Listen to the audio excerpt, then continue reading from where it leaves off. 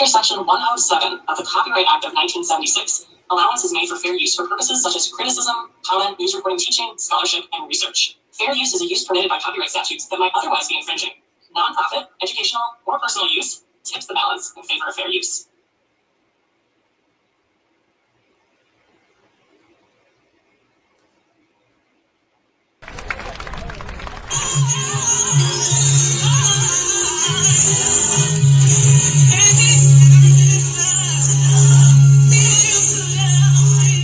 Welcome to the Broccoli Show, a daily show about black shit. And here's your host, Faith and Evans. All right, okay. Look at that. Hello. Seamless again. Seamless. I told you. By the second one, we're gonna nail that shit. That was easy. Welcome to episode 2 of the Broccoli Show with Faith and Evans. And I'm Evans, and this is Faith. We are Odd Negroes. And we are Odd Negroes. Says it at the top. Odd Negroes presents. We did it. Like the episode 2. I gave us 2 little buttons, you see? We got little Odd Negroes buttons now. Oh, I see. Look, we can move here. You got one too. Look. Let me see. Look. Oh, nice. Oh, yeah. We gotta have a decal. We have to get right. Yeah. It's future pens, stuff, right? Odd Negro pens. Yeah. Yeah, merch coming Professional, soon. yeah, merch coming soon for sure. Buy it too, guys. Welcome. How you enjoying your Friday so far? It's a day. It's a day, right? It was a long day. So gloomy, right? Not nice out. It wasn't gloomy. It was just like it rushed. It was like a lot of stuff going on. I don't know. It felt like a fast day. Fast day, right? Fast day. I wonder if other people felt like that. I kind of felt like I was in some sort of like a cloudy sort of situation. So yeah, I could agree with the rush kind of feel, but nonetheless, where's my Friday button? Because we got to do it. You know we got to do it. Where are you? Where are you, Friday button? You've been replaced. You got Mariah. You got fair use. Hold on, it's here. You know when you colorize it and then you can't find it yourself. What is reality? You did this. This is my own creation of the. I lost it myself. Regular. Follow us on Instagram. Connect on Facebook, wherever you get our podcast. We'll be right back. All right, it's right here. Hold up, and it's right here. Nope, and it's. I replaced DMX. No more. Oh, hold on, right here. Nope. You better. There it goes. Yeah. You know we finally here, right? So far, so good. Here, right? It's Friday again, it's Saturday, Sunday, right? It's Friday again, it's Friday,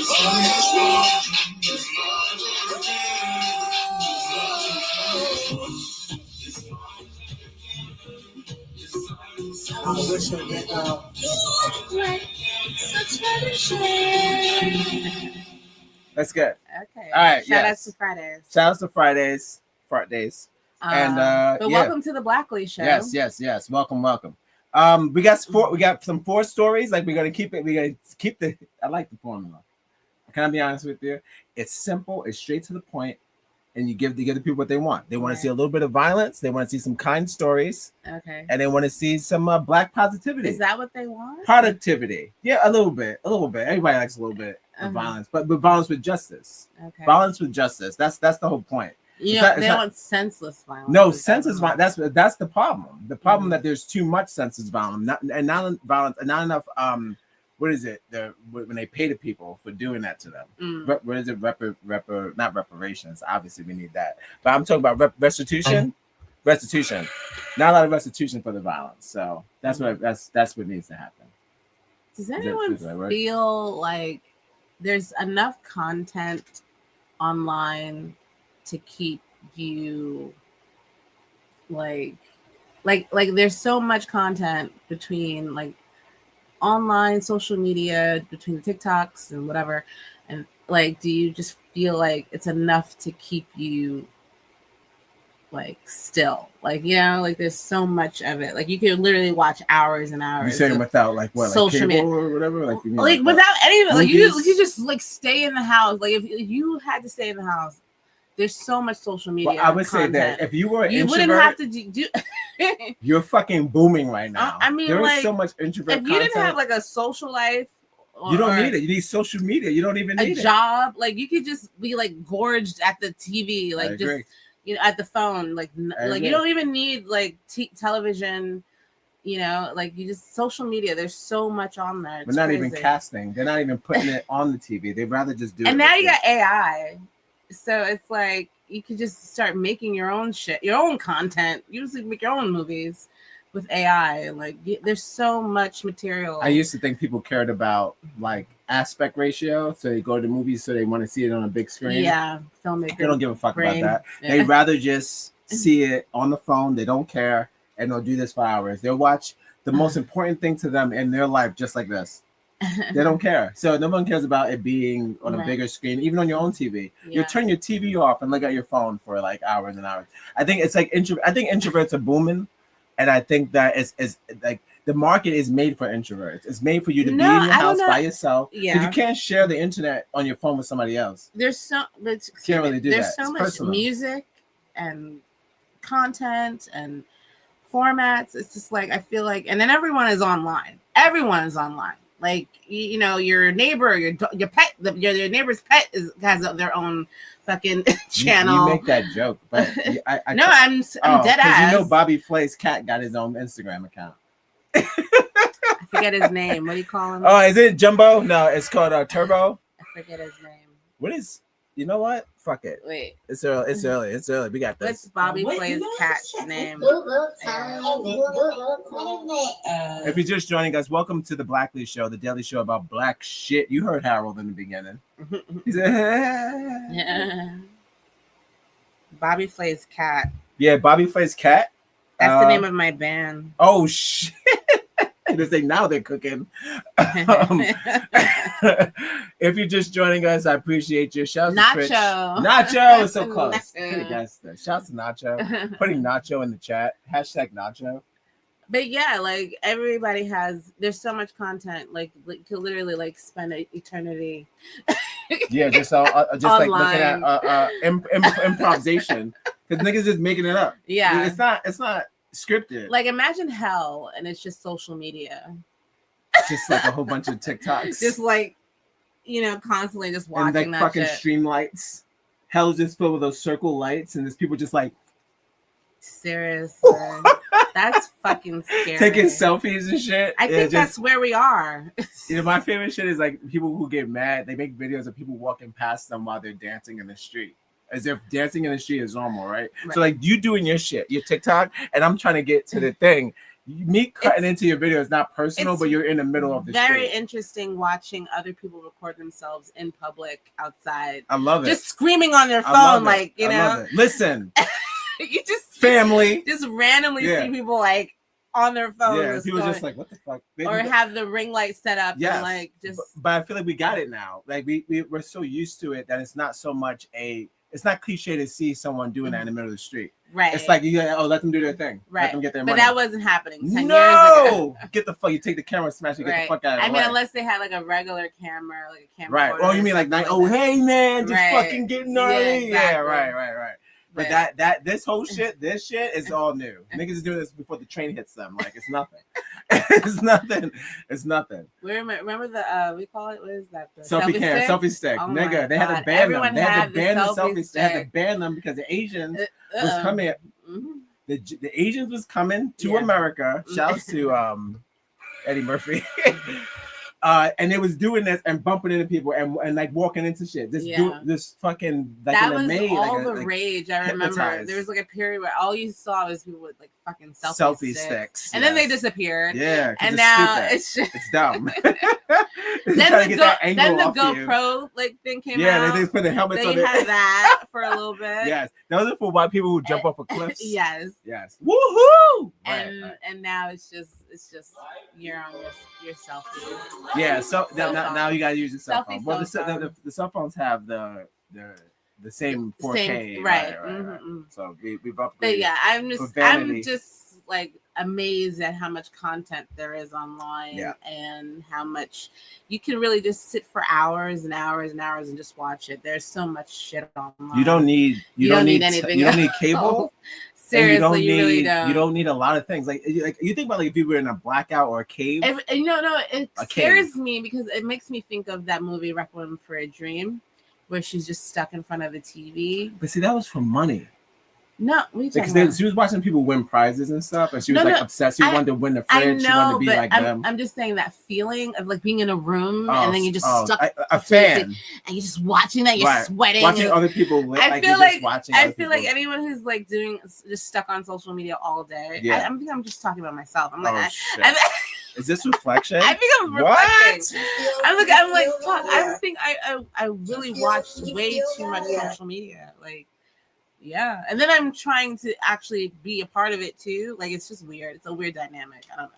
Well, I can understand where you're coming from in a sense. Like if you listen to it, like people who like make music don't want to listen to music all day because I make it. I'm in the studio all day. I do this all day. So I'd rather like do different things. And then when I have to listen to music, I'll listen to music. Yeah. So now you're stepping in with the new show, guys. Welcome to the Blackness Show. Where me and my wife just talk about how we're feeling inside. Sometimes we'll get to the black shit, but this is like real shit right now. So you want to leave? That's some good reflection. So what I'm saying is you're like, okay, so now you're doing something where you're already engaged in it. So you're like, I'm gonna put more engagement by putting myself in. Now I'm putting myself up there too. So now I'm just like, so now I'm gonna be watching myself, listen to myself. It's a lot. It's a weird dynamic. I think every streamer feels that same way because you every streamer started that way. You had to know about YouTube or fucking MySpace and all that stuff. You were on that stuff first. So it's funny. And then now you're just a part of it. So I feel like everyone was once a part of it, a fan or just watching it, and then they became a part of it. Well, I know for me personally, I was very hesitant to be a part of social media like 10, 15 years ago. Right. My father introduced me to like Facebook. Like I didn't really like literally tech savvy. I didn't really like, but and then I got into it. And then even YouTube. I wasn't into YouTube until like 5 years ago. Right. So like when COVID happened, and I was like, like maybe I'll say maybe like 6-7 years ago. Well, you just sensitize yourself in a sense where it's like you don't want to see media people or actors. You're watching like regular people just be themselves. Right. No, so it's kind of like different. And like most people are obsessed with shows, right? Like, I just watch nothing but like you don't even do YouTube. You just watch shows. Right. It's the content. So you love Game of Thrones. You love just watching actors be actors. Right. I think people who do that. I've watched streamers who watch like 6 shows at one time. That's you. How can you find yourself or find any sort of like? There's nothing you learn. Very little that you learn from these shows because they're just acting. So it depends on the show, but a lot of times you're just watching a show. It's not always a lesson, right? So when you're watching people be people, it's very different from a show because you're cutting off acting and you're watching people. You prefer spending your time watching people be people than watching shows. You being my wife, I know that we don't watch that. You watch more people than we watch of shows of like actors and stuff like that. You watch more humans just being human than actors. So I don't think that's a bad thing. But again, like you said, there's definitely a transition because right. before it wasn't like that. The leveling has like I can say it's maybe 50-50, 70-30, maybe 70-30 now. I don't know. With like, movies and probably and before it was 50-50. Now it's probably 70-30 with 70% of my engagement is with social media versus what it used to be with watching movies and stuff. Content, right. But, so I don't know what's worse. I don't know. But I feel like now again, I'm interjecting myself into that world. Right. So it's like even more like, it's like, okay, I'm really getting into the social media. I love social media. I love social media. Like, you love social media, right? Because you look forward to people speaking their minds. If it didn't exist, if you didn't exist tomorrow, they banned it or whatever, it would be a disservice. Well, no, actually that's interesting that you say that because I was thinking like, what if this all ended tomorrow? Like, what if the grid goes down and there's no internet connection? Right. Then that's it. Like, we just have to go back to like interacting. Puppet shows. That's like what it home was. movies. Yes, like we're shows. just recording stuff for us now. Yes, it's like look at that. I did this. Or public puppet shows where we go behind the box and we go, "Hey guys." Keep filming yourself on your phone if like recording it if like the grid goes down. And, like, I'm just gonna still record this just in case. A true performer perform just for themselves first before, right? Like you are your own fan first before the people. So like just say, in your room, like Jennifer Lopez is still doing. Right, Jennifer Lopez is still fucking singing in her her living room. She's still Britney Spears still doing that. She still got 2 knives and a cigarette, spinning around, still doing that. So it's like cigarette. That's also the name of my bands. Ladies and gentlemen, 2 knives and a cigarette. Bum bum bum bum. Yo, guys, if you're just joining us.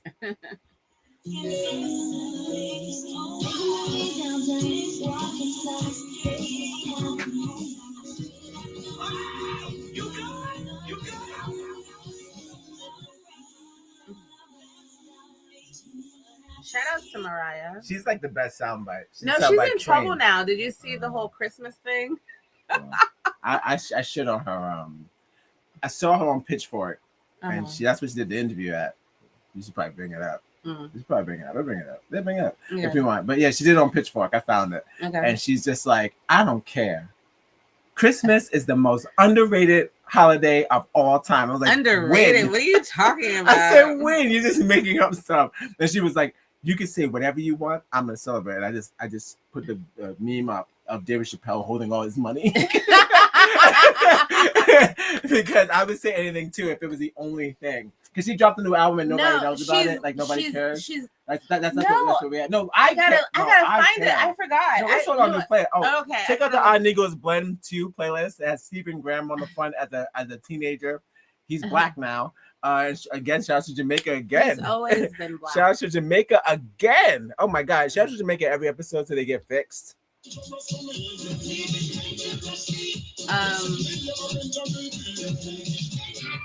I forgot that she had an album out. To that. I added it. No, yeah, she's back. She's Mrs. Christmas, and she's established that for like the last 5. She's Mrs. years. Claus. Yeah, that's what she said. Hands down. Whatever. They pay her every year. Yeah, Radio City, whatever. Yeah.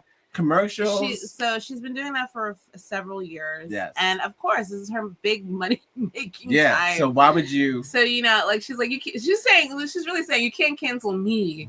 You can't cancel Mariah. She's like what would I come out every year? No, like I think she misunderstands. Like I don't think people can really afford Christmas this year. She's not getting it. It's not about wanting or like it's like I feel like people would say, "Oh, we're gonna cancel Christmas." I don't think they have a choice. Right. Well, no. I think like the way things are going in this country right now, some people are well off and okay. I just saw someone with the Christmas lights on their house. Like they're about it. Like still I'm like still getting it. Like, they're good. But I mean, I think a lot of people unfazed. They're like, I don't know what y'all talking about. I mean, we just hear something on the news. He keeps singing Christmas. Now he's getting into the Christmas spirit already. We didn't even get to Thanksgiving yet. I told you, but they don't bring that money in November, and all those commercials are gonna stop. They're gonna burn them. We're waiting right now. I just want to see like what Target gonna do. I can't wait. Like, are they still gonna? You said what's Target? What's your move? You gonna bring out that? Y'all got that set? Y'all bringing that truck? Y'all bringing that Hess truck out? I want to know if y'all bounce. Where is the Hess truck? Y'all doing that? Y'all doing that this year? Christmas is crazy. Everyone acts crazy. Well, first of all, like I said, everything is kind of crazy right now, Mariah. So people kind of probably have no choice. It's not personal. It's not personal. Please don't take it personal. Like I really think whoever does have it together. Yeah, if y'all still left, if y'all are still left, y'all could like pitch in. Y'all spending $1,000 on Christmas. Yeah, that's what's y'all up. can make like sure the that 90s. Mariah Carey and her kids that get she's fed. good. Go to the parade. Go to that ice skating event that she's gonna be performing at. But I feel like the majority of people are just like, I think we need to scale it back this year, and that's okay. There's nothing wrong with that. You ain't missing shit. I feel like these things happen every year. You can celebrate. You mean Christmas happens every year. I feel like these things happen every year. Like you've been doing it for how long? Like how old is everybody? Like maybe take a break. maybe this year we skip it. You're too damn old to be like how you like. I mean, I'm just saying like. Just just not for nothing. Like for when you have like holiday days and you celebrate them every single year, I'm just like, don't even like down to your birthday. Like, do you just get tired of celebrating? For me, I'm just like, you talk about when you put up the fake snow and you're doing that shit every year. And you gotta find the lights and you put the thing on the tree and then hang up all the little fucking things every year. Like, I guess not out of boredom, but just like I'm too manic depressive to be like hanging up the things and be like, it's all good.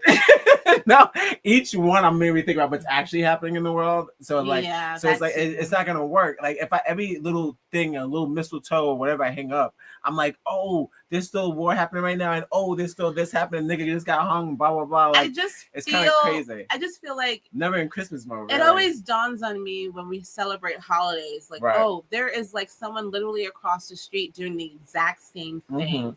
Someone down the block. You don't talk to them either, though. Someone in a different county. Like we're all literally doing the same thing. When I go into the supermarkets and we're all like shopping, like oh, we gotta get this, and it's like what are like? I feel like it's so robotic, and I'm like, I don't know. Is this free will? Oh, that's a good question. Is it free will if you do it verbatim? And if the store you showed me the other day, you said Shop and Stop was like they got the baskets ready for Thanksgiving. I'm like, holy shit, nigga!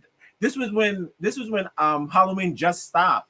And they put the hay in the baskets. I was like, you know what you do, dummy. Like the pumpkin. Like it's kind of insulting. Like you know I'm gonna buy cranberry sauce and fucking turkey on your call. It's kind of weird. It's kind of corny. It's kind of corny. It's kind of weird. Corny. Yeah, it is. Like it makes me think of projects when like you just have like, oh well, this is a simulation. Everybody goes and does that. Like that's how I feel. Like with these holidays, not just like that whole like, oh, it's pagan and blah blah blah.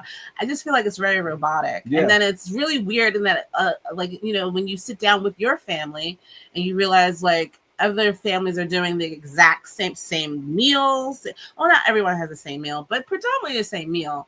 Turkey, something bullshit, stuffing, bullshit. something bullshit. Yeah. Like eggnog. Eggnog, like bullshit, this is the only bullshit. time we get Hang eggnog. up the green shit. Yeah, do it. It's just weird. It is and weird. I'm like, we do this every year, and it's like tradition, and it's like, but do we want to do it? You don't have a choice. Like she said, Christmas. She's like, it's not canceled. It can't cancel. You don't have a choice. She's literally telling us we don't have a choice. That's weird. It is a little weird. It's a little weird. You don't have a choice. I think we should have a choice. I and I don't think we should be penalized for it. And I think if you out the neighborhoods, you don't celebrate. You get shunned if you don't celebrate Christmas. They go to that house. If you got a house up in the neighborhood where everyone's first of all, Christmas, they'll accuse you of being broke, racist, and racist. Broke and racist. Like, oh, you don't celebrate? Shit. I guess you can't afford it. Nazi. What do you hate? Half the happiness? They shun you if you don't celebrate the holiday. It's like, oh, it's like, nigga, I don't believe in like the white guy that brings me gifts, blah blah blah. Can I not do that? It's like, well, do I have to do it this year or like, else? What's gonna happen? I feel like you're gonna throw me in a prison. I'll kick you out of. You like living here? How dare you? They'll kick you out because you make their shit look bad. I don't know. It's just so bizarre how we do our tradition, and then like get to know that it now like everyone celebrates Christmas. Like they celebrate Christmas in Africa, like. But they have no snow. Like stupid. It's even stupid when they do it without snow. I don't know. It's even stupid when they bring snow to stand places to recreate our dumb thing. They go, it's like New York City, Christmas in New York. It's like, nigga, you know what Christmas in New York is? Black Friday. Another thing they keep up. Of us just being savages, not broke, allegedly, because we all online waiting to buy shit. And they watch us go savage right after Thanksgiving. They watch us go savage. So we sit there and we pray. We go thankful, and then on Black Friday we all go savage. And did anyone stop and question that? Like, why? Literally right after spending time with your family, we all think that's a good idea to go out. Mad Max. Remember those videos of people just fighting online, like. It was a real thing. People were like raiding stores just to get like $20 off. And And it's like, why are we doing this? They tried to justify it. Like, and these are all grown people. It wasn't like kids. You said all grown? No, these it wasn't like children, teenagers. Like it was grown ass people going around. These are grown people blaming it on their kids. Oh, like, right. I need this for my son. No, right. You don't. No, I'm gonna do. They said urban outlifters. Is that even more ridiculous? Urban outlifters. That's probably even more ridiculous. That's the other name of my group. Oh, urban outlifters.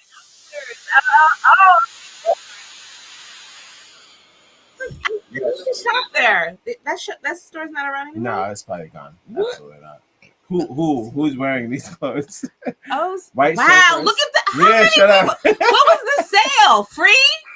God damn! What year was this? Follow us on Instagram. 2011. That's crazy. You get your podcasts. We'll be right back. Right after Thanksgiving, they were all at the store. Look. It's Urban Outfitters. They don't even have furniture. This is even more what ridiculous. What the fuck is this? This is a fucking thing for Urban Outfitters, which is not even that. They have candles and shit. I don't even know why y'all doing what that. What is in there? So you want to talk about adults? These are all adults because no children shop at Urban Wow, Outfitters. This is ridiculous. This is 38 seconds. Look at this shit. This is embarrassing. Whoa, dude. So everyone left their family. They was here overnight. And they were so thankful for. Overnight. Stuffed bellies. All white people. And then they went to Urban Outfitters. You can't even fit this many people in the store. What was the sale? I want to know what the sale was. You want to see them watching? You ready? It was 90% off. It better be 90% off. Is that what it is? It has to be like fucking free, It right? better be 90% off. What the fuck? Oh, what if it's buy one, get one free? Like, are you waiting online for buy one, get one free? Nigga, nah.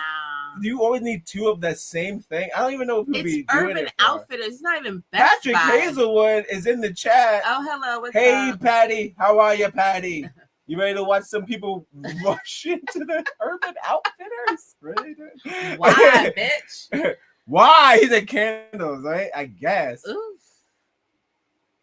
Hey, Patty, congratulations. I saw that your real estate reels are getting good views. I share them when I can.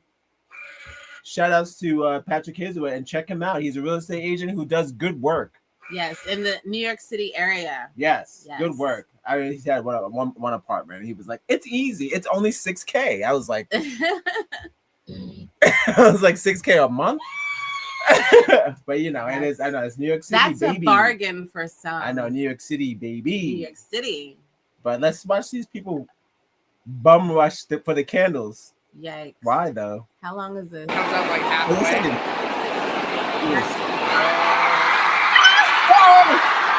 Whoa! Where'd it go?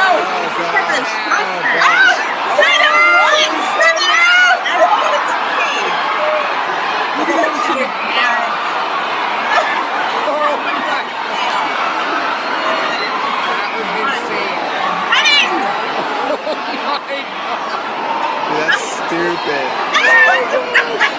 That's the dumbest thing I've ever seen. What does that mean? Go walk out with it? Look at these people. They're just. Can you walk out with it? That's Look at it. crazy. Yeah, they ran it like it was the Beatles. Look at that. You saw that shit? It was like a fucking is concert. it Michael Jackson in there? That was kind of wild. Yikes. That's what we're doing. But you know what? Right after Thanksgiving. You have to experience these things at least once, you know, in your life. A rush? No, like, you know, the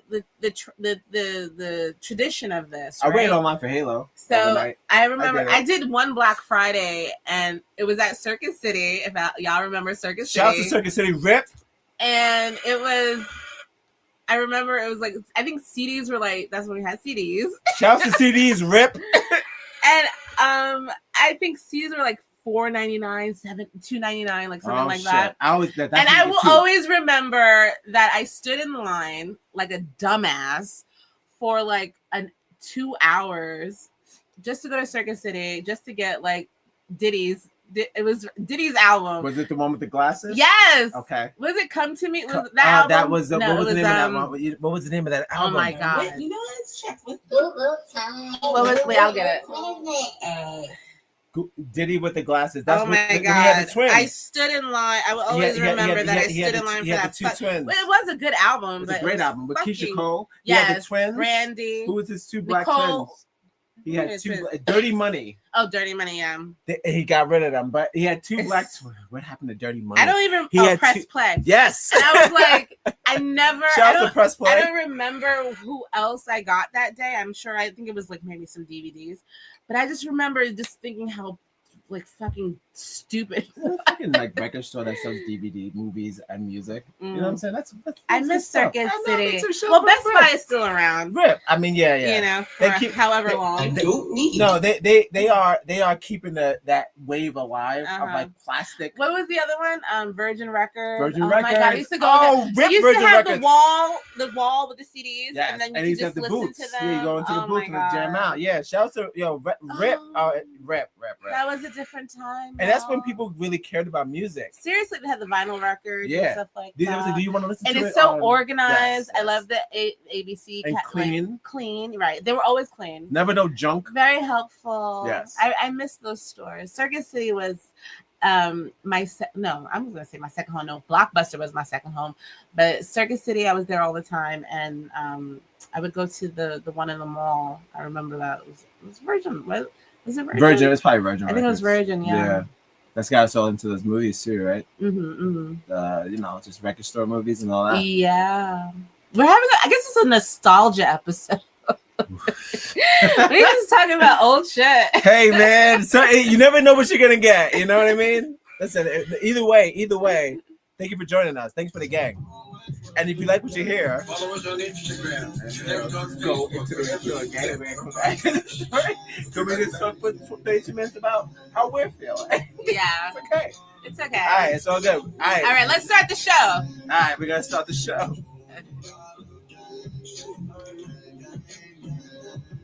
That was just the one. It's so silly when I see like women bragging about having the same baby dad from the same athlete. Like what? Cardi B's new baby daddy. Sorry, I'm doing this. I'm fucking this up because I said we're gonna go on track. But it just came to me. Wait, what? Because we talk about waste of time, like waiting for us in line for Crate and Barrel or something is silly. Like, well, no, if it was Crate and Barrel. Oh shit! I'm sorry. Oh shit! If they were having a sale, no, I would be right there. Crate and Barrel, Pottery Mart, and tell me like, hello. If it's 70% off, I'm there. They don't ever go on You're sale. right. I'm just saying for the urban out. You don't gotta wait for that. It's kind of silly. No, but I wish they would give you like a really good sale, like give you us 70% off. I don't think it was 70. They never give you 70%. You said 90 in your dreams. Oh yeah, I know. Shit, it's always like they would have drew blood. It's not that much of a discount. They would have drew blood if it was 90%. I don't know what that sale was at Urban Outfitters. Some had to be free. Some was free. I highly first doubt come, it. First it wasn't. It was probably just 50% off. That's it. First come, first serve. Like if you get it, it's yours. if you lick it, it's yours. It's yours. All right. Wait, what are you gonna say about Cardi B? Oh, her baby daddy, right? There's a whole thing where he got the new guy that she's with now. He has like 5 women pregnant at the same time. Sounds like someone I know. Okay. That's what everybody likes. Like, that's why the they new doing norm. that? Didn't Nick Cannon do that? Didn't he have like 3 women pregnant at the same time? I think I just read something where the Future, he has like three women pregnant at the same time right now. I just read that. I know it's a Future thing, right? I know it's like rapper stuff, but like are what? Like rappers do that? Like not all, but like Future, like fucking Ice-T, all these like kind of like slut rappers. They're sluts. They just don't mind having several babies. They brag about having several baby mamas at one time. Yeah. Pregnant baby mamas. I just saw this and I'm just like, okay, so y'all be out here taking, not y'all, women, be out here. Stefan digs baby mamas. That's what I'm gonna do. He does dig, huh? He loves to dig deep. Dig himself a hole. Yep, it came up automatically. Okay, so Expecting Baby reports claim that he has a father of a girl, Leopora, in April, and another one, Barbara, and another one at the same time with Cardi B, and another one. And oh my God. He has multiple babies, and they're coming in the same year. Like he's coming in all these women in the same year. Multiple women. I think it's like 4. But it's not just a rapper thing. I think this is just a male thing. I think men just do this. Someone made a culmination. of all of his baby mamas. And but you know what's interesting is the reaction by the public. It's always like, oh, well, if he has money, then it's okay. Yeah, remember when you talked you about get a pass. money, but though? if you were broke, it's like, oh, you're disgusting. You're disgusting. Yeah, but he's gonna lose his money. He just like giving away money. Well, you know, like they didn't like look how and they look exactly the same. Supportive they were of Nick Cannon. Yeah, like no one condemned Nick Cannon for all his. What do you mean the media? No, we did condemn Nick Cannon. We don't watch Wild and Out. Nobody, he can't sell a record to sell his fucking soul. We'll never listen to his music again. Well, no, and he'll never go back to acting. No, so he he's was never good. well, to be fair, Nick Cannon was never a good actor, and Nick Cannon was never a good artist. You didn't like Drumline? That was the only time he did a good film, and it wasn't even wholly him. It was you said wholly him, just solely him. I'm sorry, solely him. Solely him. It was also the other cast. He knows that too, but he goes like this. I did Drumline. He still takes credit for it. Yeah, like Neo is in it. Like, come on. So Neo's a better actor than Eller. I would say, but look, he's the same way. He's the same way. Keep women on the leash. No, but he doesn't have a bunch of kids. I don't know how many kids. No, he just does like baby mama. He has a thing. lot of women. Yeah. But Nick Cannon was, that running joke, about 14 baby mamas. And counting. Yeah. But look, I don't know how old this guy is. Exactly the same. They look like Cardi a type. B. Yeah, they look like Cardi B. That's all. I can show it. But yeah, I can show the screen. Yeah, he's got like, and they're all expecting at the same time, which is kind of gangster, like around the same year. Did they all have like a threesome? Did you get them pregnant all at the same time? You would like to think that they would be into that, right? He's like, no, they don't know. They don't hang out with each other. They don't know each other. Well, they better. They know each other now because the internet is like. The kids are siblings. I can't imagine being on the internet and like seeing this shit. Like people like just put me on blast for like coming in different women. Like, how are you gonna take me seriously? I don't think they're embarrassed though. Oh no, he's not embarrassed. He's having fun. Well, you can only do that when you're rich. I feel like I don't know if is it more shameful if you're poor, working class? It's shameful to pull that poverty into a woman. Yeah, I don't think you're able to pull that off. If you're that poor, pull out. That's what you say. I don't think there's that much support for people that are poor and they're doing the same exact thing, Stupidity. Yeah, they look down on you. Good. Please, the sooner the better. But I don't condone it either. I think it's a little... It's not cool. It's not braggy. I'm more concerned about the kids. Like they have to grow up knowing that their father... It wasn't, with their own mother... just their own mother. Mommy and daddy wasn't in love. Like I that's, I guess you feel like weird because it's like, okay, so I have the same birthday as my half sibling. You might even be two juniors. Like right, exactly. Ooh. Like you might be like a month older than me, or like it's a couple weird. Of days older. A couple of days. Like it's just kind of weird, strange. I think I'm just saying when they get older, they're gonna realize. What are we doing on birthdays? Oh God. Are we all coming? Are all the baby mamas coming for the birthday? Maybe they won't feel. I don't know. I can't say what they're gonna feel. It's a stupid. I know how I felt. I'm like, you gonna show up at the birthday party for your baby daddy's birthday? Like nobody's doing that. Nobody's doing we have that. To share birthdays. No, what if it's on the same day? It was all a dream. It's so stupid. Stop coming and women at the same time. They're not cool. They're not. They're never gonna stop. Well, if you watch this show, Back to Diddy, can't stop with. Shout out to Diddy. I don't need. But yeah, I don't think that's ever gonna. It's age old. Like it's not. Silly. It's nothing new. Like men have done this for ages. It's redundant.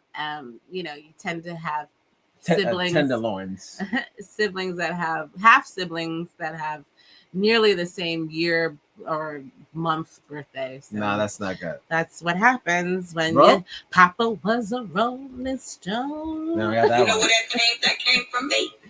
That came from me. It was my doing. Nick Cannon said by the 10th one, he said, I'm not pulling out. After the 10th one, he said that. He said 15. He had 15 baby mamas. Yikes. Fuck. I don't know. It's like what? It's got to be you feeling yourself. What bet did he lose? With the women? Mariah's funny because she's like, I don't claim any of them. I don't know any of them. She got the fuck out of there. She's like, I don't know what that man's on. Like, that has nothing to do with me. But okay, let's get into it. Yes. Oh my God. All right, without further ado, 40 minutes in, we're gonna start the show. We're gonna get to our first show. Great job. Okay, Faith. Evans, job. good job. We got it all out. It's Friday. We loosened up a little bit. Up. Okay. All right, we're gonna get to our first story. All right, first story. We're gonna take a brief hiatus. What do you mean? Brief cut break, and then we're gonna come right in hot. You gotta sync everything up. What? You gotta sync everything up. It's not already ready? Yeah, it's ready. You want to do it? Let's get into it. All right, you're right.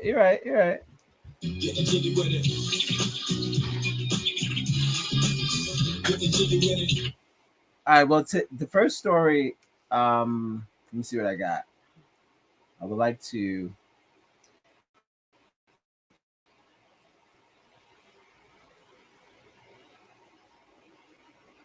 Yeah, the first story is not. They're not all bummers, but again, we go light, dark, light. But this is the first story you want to start with. Yeah, I'm gonna start. Yeah, I'm going in.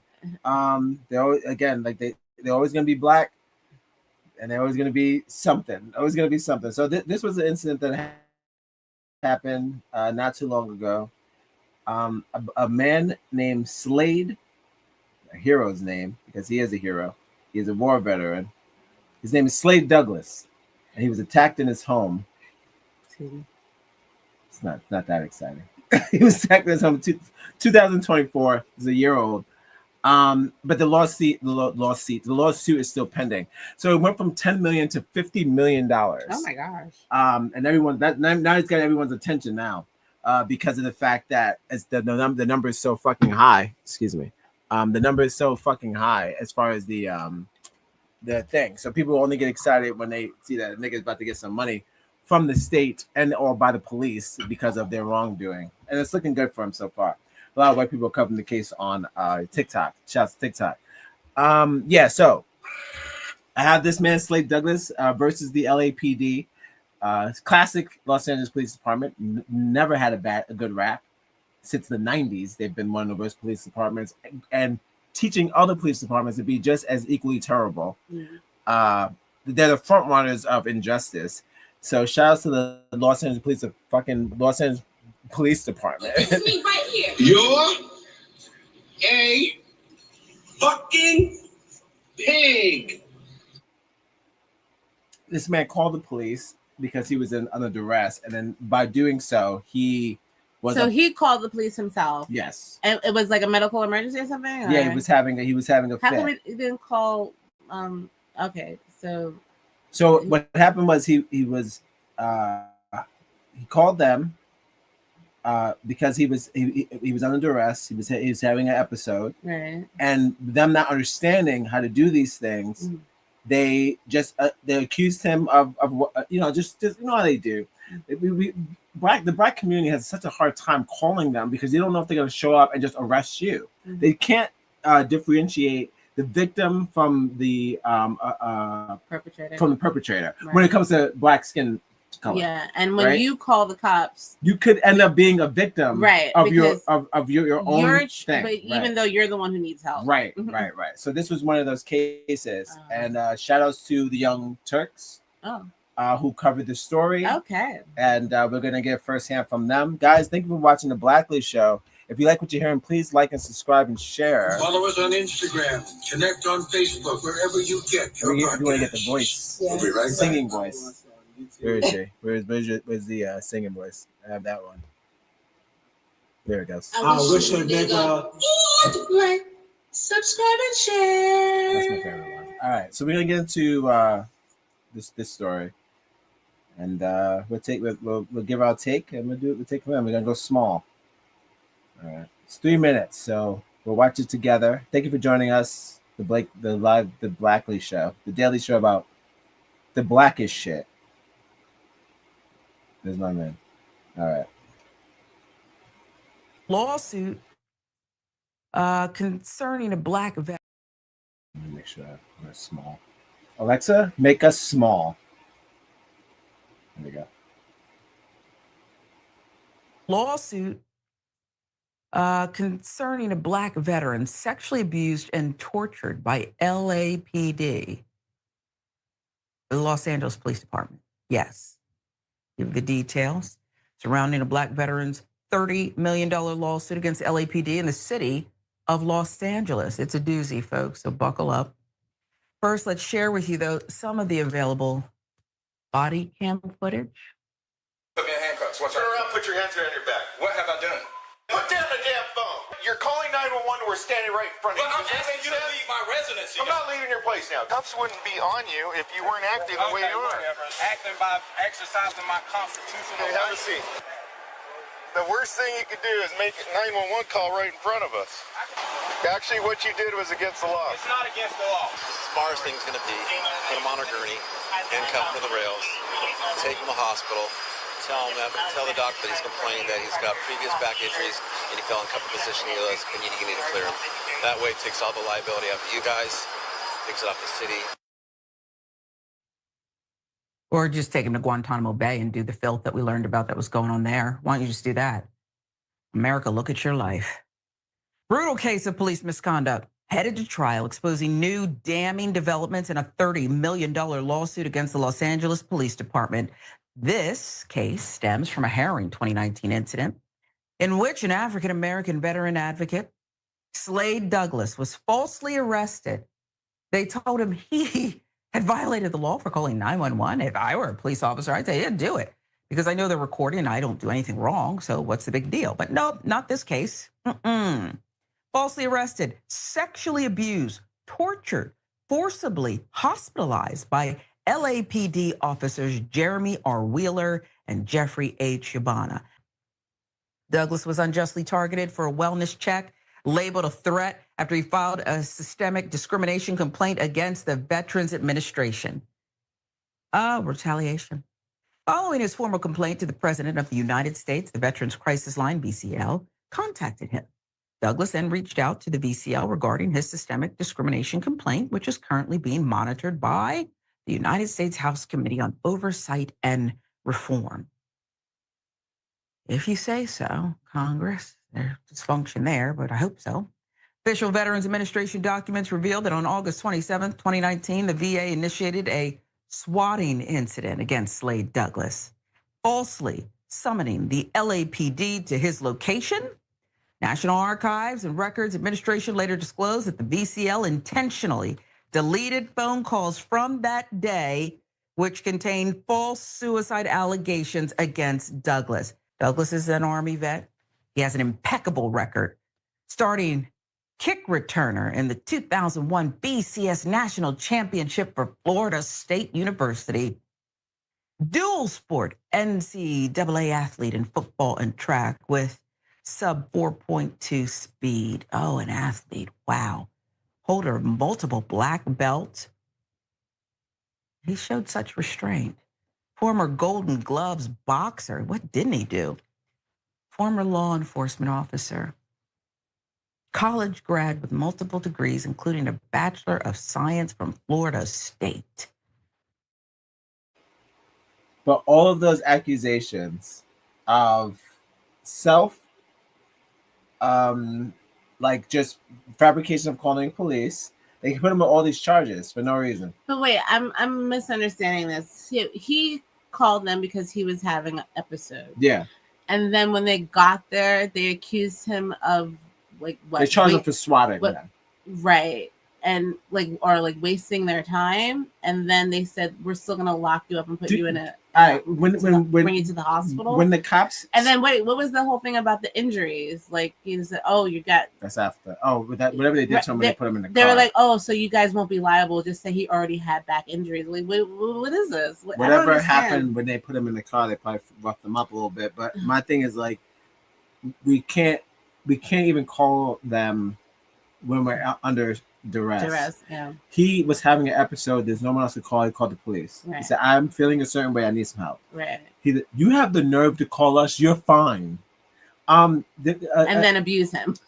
A psychiatrist told me that a lot of white people and a lot of people with degrees have a tendency to downplay Black trauma to a certain extent. They even do it to children. They even do it to elderly or whoever. Right. So it's like no matter what what we can see without they'll gaslight our conditions and gaslight even our physical state that we're just pretending to be and we're wanting some sort of attention opposed to just asking for just actual help. They're the only ones that are allowed to ask for help from the system. Right. And that's the bullshit. Well, that goes back to medical apartheid. Like, you know, you want medical apartheid. You claim that Black people experience pain differently and, you know, less susceptible. And yeah, like you said, gaslighting, it's all in your head. It's not real. You know, you don't give them as much pain medication because you feel like their pain you're strong is not as you know, prevalent as the white counterpart. No, we know pain. The Asian, like, how do they feel about Asians and Latinos? Like, do they ever talk about their? I kind of feel like they just put them with them. Threshold. I guess it depends on how they talk. If they talk like riggers, then they're like, you're tough. Do they ever think like Latinos are tough or whatever? Like, I wonder if like Latinos or Asians ever go through this with the medical downplay of their how symptoms they feel. Or whatever. I think it's just how you are when you walk in. If you act like a Black person, they'll treat you like a Black person. If you act like a white person, they say right this way, Mrs. Gonzalez. You know, if you're just like, I don't know what happened. If you act like them, they'll treat you like them. If you act like us, they treat you like us. I feel like that. Yeah. Right. Well, I just feel like that is a bizarre story. I don't know what to take from it. The case is still going. Like, because I'm just saying, like, to call for it's a sexual assault. I'm like, what happened? From the car to the fucking. And you can see in the thing, like, they're already yelling at him. Yeah, he like, said, "Put your fucking phone down." Like, why are you talking like that? Like, I called you for help. But see, again, like, that makes you feel like, as a citizen, especially if you've been, you know, your family has been here for generations, and you feel like you are a part of this country. You're, you know, and then also you're a veteran, so you've served the country. You've paid for free. Well, not for free. Well, I mean, you get your shit, but I'm saying I volunteered. It wasn't a draft. I decided to do that. You serve the country. Right. You do all these honorable things, and then you're still treated like a fucking common criminal. Not even a criminal, right? It's like it's such a slap when you in the call face. the police. And I don't know if this is like dick envy, like, you know, when it is dick envy. When men come into another man, a Black man, another sorry, yo, or it's like even if it was white, or just feel threatened or feel insecure or something. I don't know what's triggering these male police officers. Just like she got his to record, treat people and she was like, in that way. Taekwondo, black box, whatever. I don't think that's all. Is that all on the profile? They got it too. They was like this. All right, there, Chuck Norris. They don't know. What are you gonna do? They saw challenge. it. They saw it, and they know what he's capable of. Challenge him. See if he'll act out. You know, I feel like that's the vibe, man. The toxicity with men in prison uniform. No, in uniform. Yes, the toxicity of men in uniform. I think like you put on the uniform and it gives you this whole other persona. Is it organic? No, orgasmic. Oh, orgasmic. Like sense of self. Yes, it's you a know? Sexual thing. It has to be because because you saw them maybe rubbing themselves when they have their hands. It's weird, but I don't know when they act like that. Like what is going on in their brain? Like, you know, like when they harass, abuse, sexually assault. What happened? Like that was a good. He said, "What happened on the way to the thing?" I don't know. How'd you get sexually assaulted from me calling the police, and the next thing I know, something happened to my anus? Yeah. What happened? Because I called you. How did I get molested? You know how crazy that is? It's fucked up. Like that. It's why they ain't gonna pay them money because they did it. Right. But and then they want to cover it up. It's always like, just own up to it. Like you did it. Like what the y'all fuck? Are gay. Y'all did gay sex to that man. Yeah. Why? I don't know. It's so because the wives are not there. Because they're too abusive. Remember we went over that. Cop life is no wife life. They hate them. They all gotta get it together. Shit. You know, at this point, it's just annoying. Like taking your sexual frustrations out on us. I feel like you don't dare. Like I don't know if you are gay, then just go be gay. Like I'm not gay. First of all, I'm a cop. I don't know. You feeling up another man's testicles? I don't know. What are you talking about? The pat down? They said mandatory anal search. Why? It's like, why don't you just go put your face down there? Like, what do you mean, eating booty? Just like with the flashlight, like, just suck it. Like, I don't know. Like, what do you want to do? Oh, but it's just the only way we can touch it if you take your clothes off. Disgusting behavior. Cough. and hold your testicles. I don't know how much abuse, like, wow, fulfillment you need as a person. No, not even as to come, but like as a person, like what's your like level? Like I need like this amount of abuse to that story goes. I call the police. I'm a veteran. Yeah, I call the police because I'm like I need help. And mentally. you keep saying you respect veterans. Like, do you respect not veterans? The black ones? Not the black ones. Yeah, not the black ones. Even though they did the same war. Same war. And I think men have to really try to like. Men have to deal with themselves. Like whatever like is going on with men, with the abuse, the toxicity, the ego, like really got to hone it in, because I feel like you dressing up as a servant of the people, it's a fake protector. It's disservice. Like you're mask. You think you're going around as Batman, but you're just the fucking Riddler. Riddler. We did the same fucking thing. Damn, I was thinking Riddler too. Because no one can understand like what are you doing? What goes in your butt but comes out of your mouth? It's just like what? It's not even the Joker, because at least the Joker is Joker like is sane. Joker is broken by society. The Riddler's just crazy. Like there's no like the Joker. There's a method to his madness, right? Like there's no method. There's a system and a team. There's no method. He's a manager. Yeah, like I feel like they don't even know what they're doing. Like they say like, turn the camera off, and they don't remember what they've done.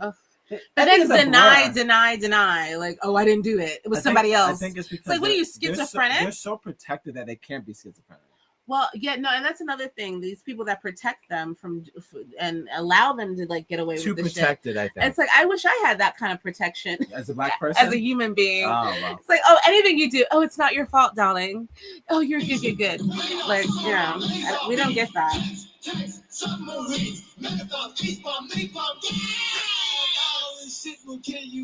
But yeah, that's a terrible thing that happened to him, and I hope.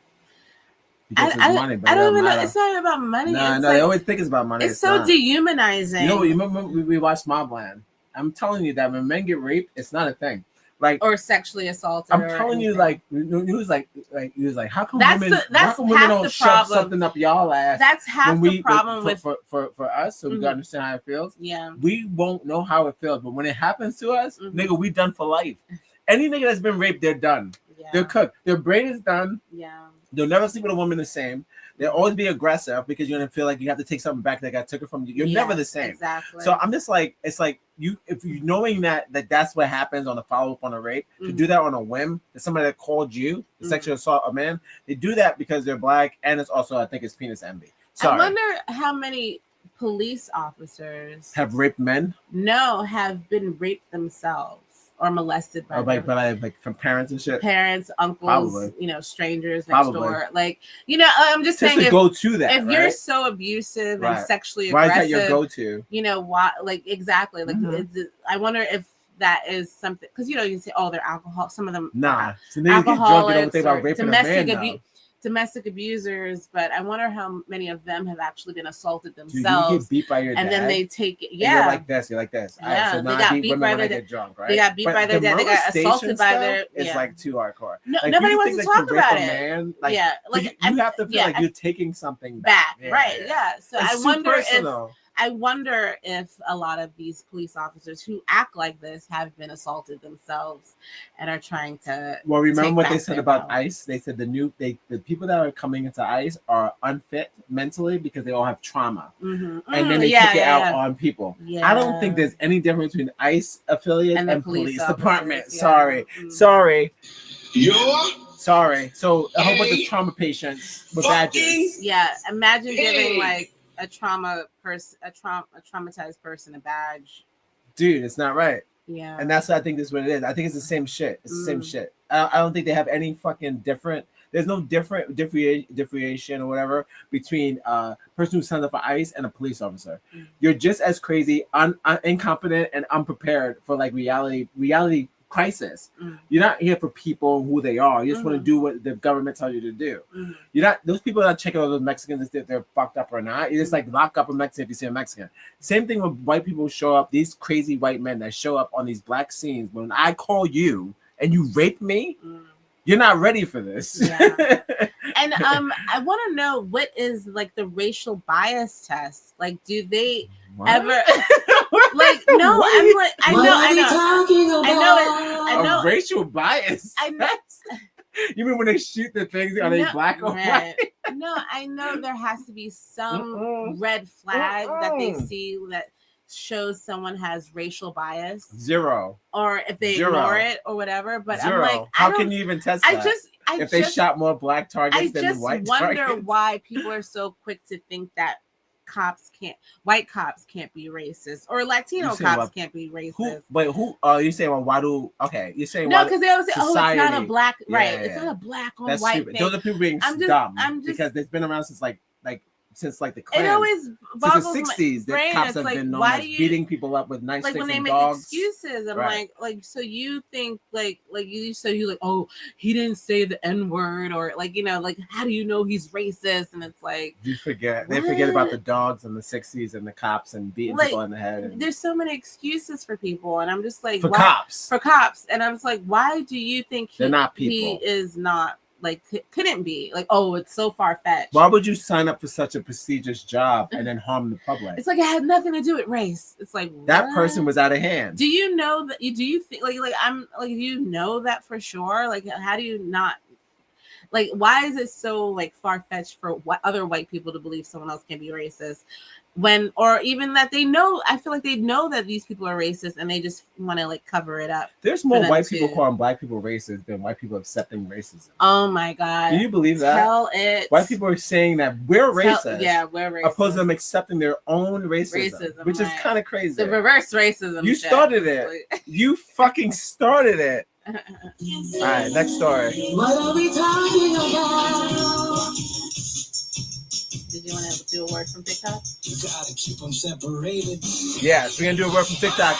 You got. Evans, how do you think the show's going so far? I'm Faith. I'm sorry. All right, now we're I'm from in TikTok. character. I'm Faith. Now we're from TikTok. Now you know.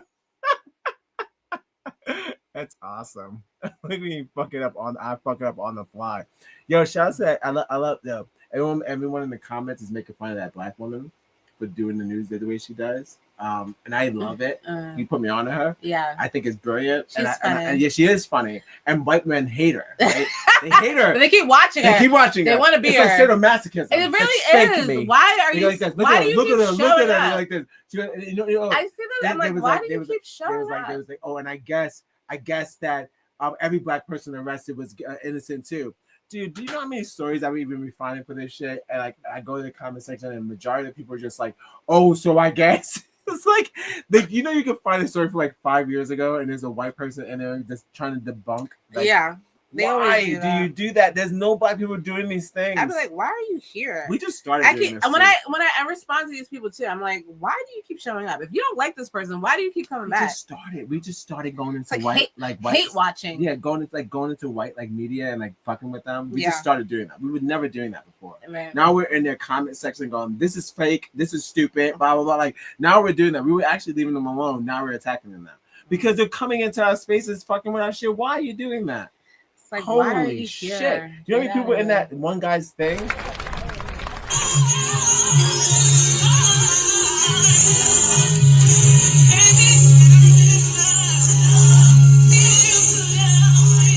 Welcome to the Broccoli Show, a daily show about black shit. And here's your host, Faith and Evans.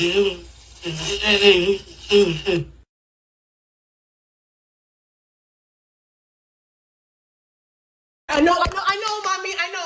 Okay,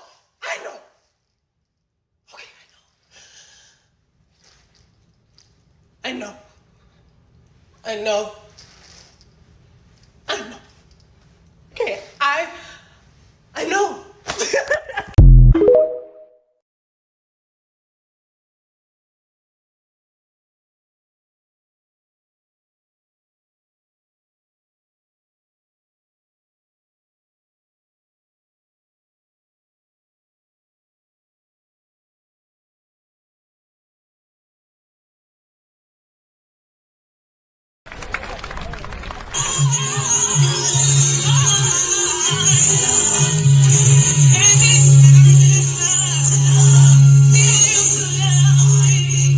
Welcome to the Blockley Show, a daily show about black shit. And here's your host, Faith and Evans.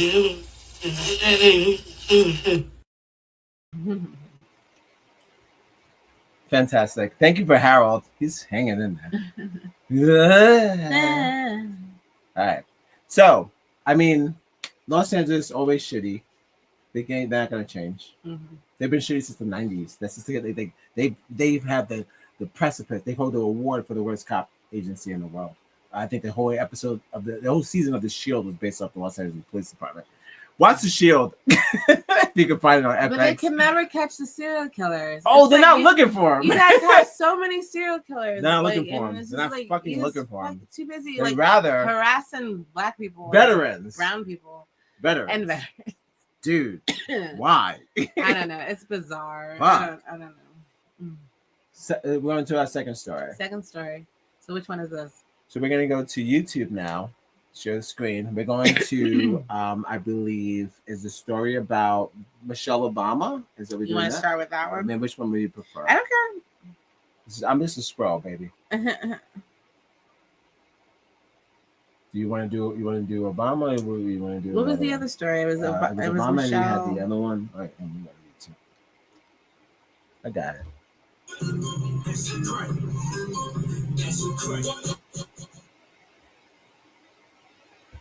I got them both. Let me check them out. It was all a dream. Oh, it's either the teacher first grade. Oh, we get the teacher first, or the right? Yeah. Teacher first. That story's crazy.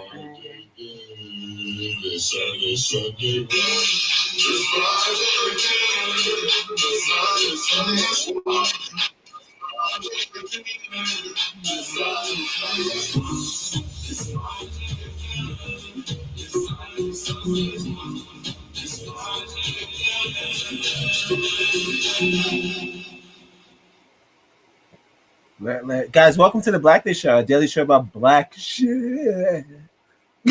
Yeah. All right. So it's this one here. Yes. All right. So we're gonna get into a story about the public school system. We always talk about. Well, no, it's not the public school system, but it's just a story. It could be done with money, though. We have a problem here in this country with gun violence and school shootings. And in this number one problem, particular case, one of the number one problem. I don't know if I've ever seen a case where the school was held, or a school principal, this is a vice principal at that, held responsible for a school shooting. So this is where I'm like confused. Scratching and I don't, okay. And I don't know if the dynamic is a white-black thing, but I just don't know. The optics are kind of weird. And I know they started prosecuting parents nowadays. Well, we said that they said after the school shootings, they're gonna start. It happened for the white people. They said we're not gonna keep having y'all. They automatically got the gun for some reason. Yeah, it's up to you. Did it right? You helped. Someone has to take accountability. Right. They can't lock up 15-year-olds. Yeah, lock up the parents. Right. So, but now in this we're not gonna have any more case, fucking trench coat mafia boys. Right, but I've never seen like throughout the years where the school was responsible for the school shooting in that sense, or even specifically a principal or a vice principal. Calling a bank responsible for a bank robbery. Yeah, and this is the teacher suing a vice principal. Wow. So I don't know. I feel like this is a coordinated attempt to take down this, make this person an example. Like this is what I take away from it. I didn't see the whole thing, but it's just strange, and I don't understand why they're just doing it now. I don't know, maybe the particulars of this case where they felt there was so much damning evidence that the principal was involved. I know they already I have no idea what this. Right? No, I know. So. I'm just giving this. No, please, no. I'm just saying because I kept myself in the dark on purpose. I know they prosecuted the parent already, but I know this just happened 2 years ago, and it was a 6-year-old involved shooting, brought the gun to school and shot the teacher. And a lot of the online speculation is what did the teacher do? What? Stop it. Like, why did the 6-year-old black child come in and shoot the teacher? Like, what was she doing? That's what the consensus was. Like, she must have, said something, but we have no idea. And but for her to take her what did the teacher frustration do? out on the vice principal seems kind of strange. What did she do? No, don't shoot the teacher. Because like, what 6-year-old was gonna do that? Like, what happened? Everybody wanted to shoot their teacher before. Like, I had a teacher I wanted to shoot. Her name was fucking Miss Sharon. She was terrible. Sucked, man. Yeah, I had two. Miss Wabolo. Fucking Nazis, dude. Like, just like mean, like white mean. That's why I watched Matilda. I was like, yep. Yeah. I was like, yep. I felt like Matilda just fucking nasty. Like, what's wrong with your teeth? Your demeanor? Yeah, bang. Just nasty ass fucking teachers. Well, let's get into this one. Yes. This teacher, she probably got some skeletons in the closet. She's got skeletons. I was like, what did you do? Like, why would a 6-year-old come in and shoot you specifically? Like, they didn't even want to shoot the classmates. It was you, bitch. She was like, y'all good. You. You good. She was like, he damn. told the kids. That child knew there was like something's wrong. He was like, y'all can go on to lunch. But now that they're prosecuting the vice principal, that seems so strange. I'm like, what? The vice principal doesn't like. Well, we're looking at prosecuted. We're looking at Oh, and shout outs to Taylor Publishing House. Follow him on YouTube if you like what you see here. He's always he is an activist with no sleeves. He's an activist. He's buff boy. He's the buff. He advocates for prisoners. He has foundations. He publishes books. He has been part of the prison system and part of the Black movement, and he knows the injustices that occur there. So he's very outspoken in trying to seek justice for people persecuted behind bars and having no real advocacy. So he tries to be their spread voice. the light on the injustices that happen to Black Americans in this country. So, love to see that. Bottom post for that nigga. Yes, he's doing really great work. But yes, we need more like it. Yes.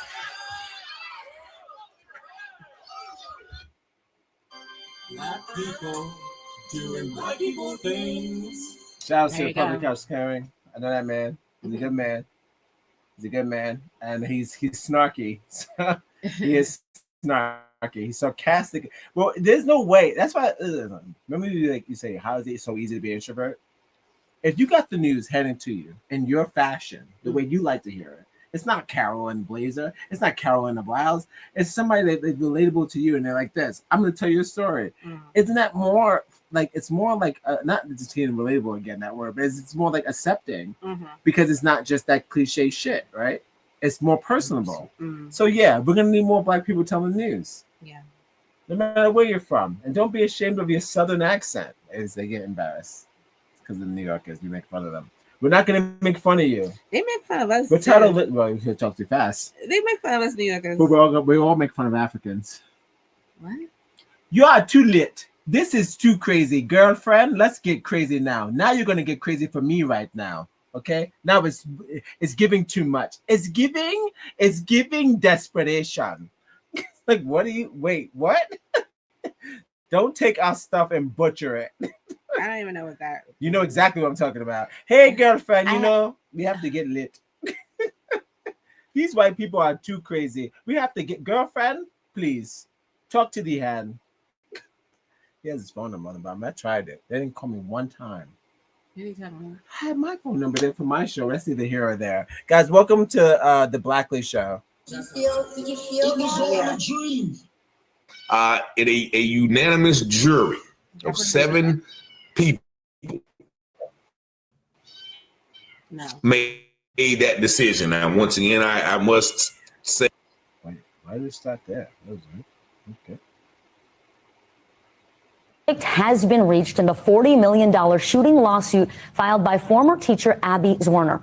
The jury ruling that Ebony Parker, the former assistant principal at Richneck Elementary School, should be held liable for Zwerner's shooting by her 6-year-old student. Zwerner's attorneys argued that Parker failed to take action to protect Zwerner after multiple people alerted her that a 6-year-old student possibly had a gun.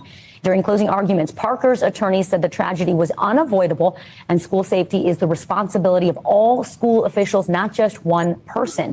NBC News legal affairs reporter Gary Grumbach has been following this case closely, joins us now from outside the courthouse. So, Gary, the jury reaching their verdict, they had this burden of determining whether or not there was gross negligence in this case. Tell us about the decision. Was it unanimous?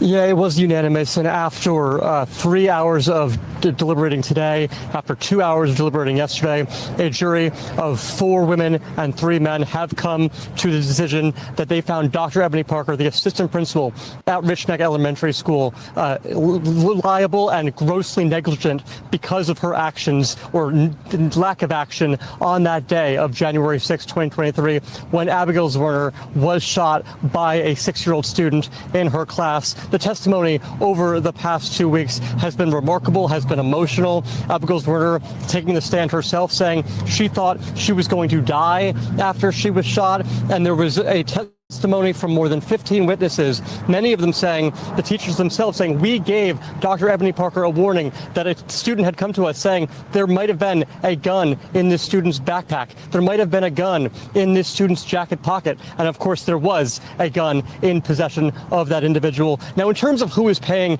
this $10 million award, that is what the jury decided, $10 million towards Abigail Zwerner. It is not necessarily going to be Dr. Ebony Parker herself.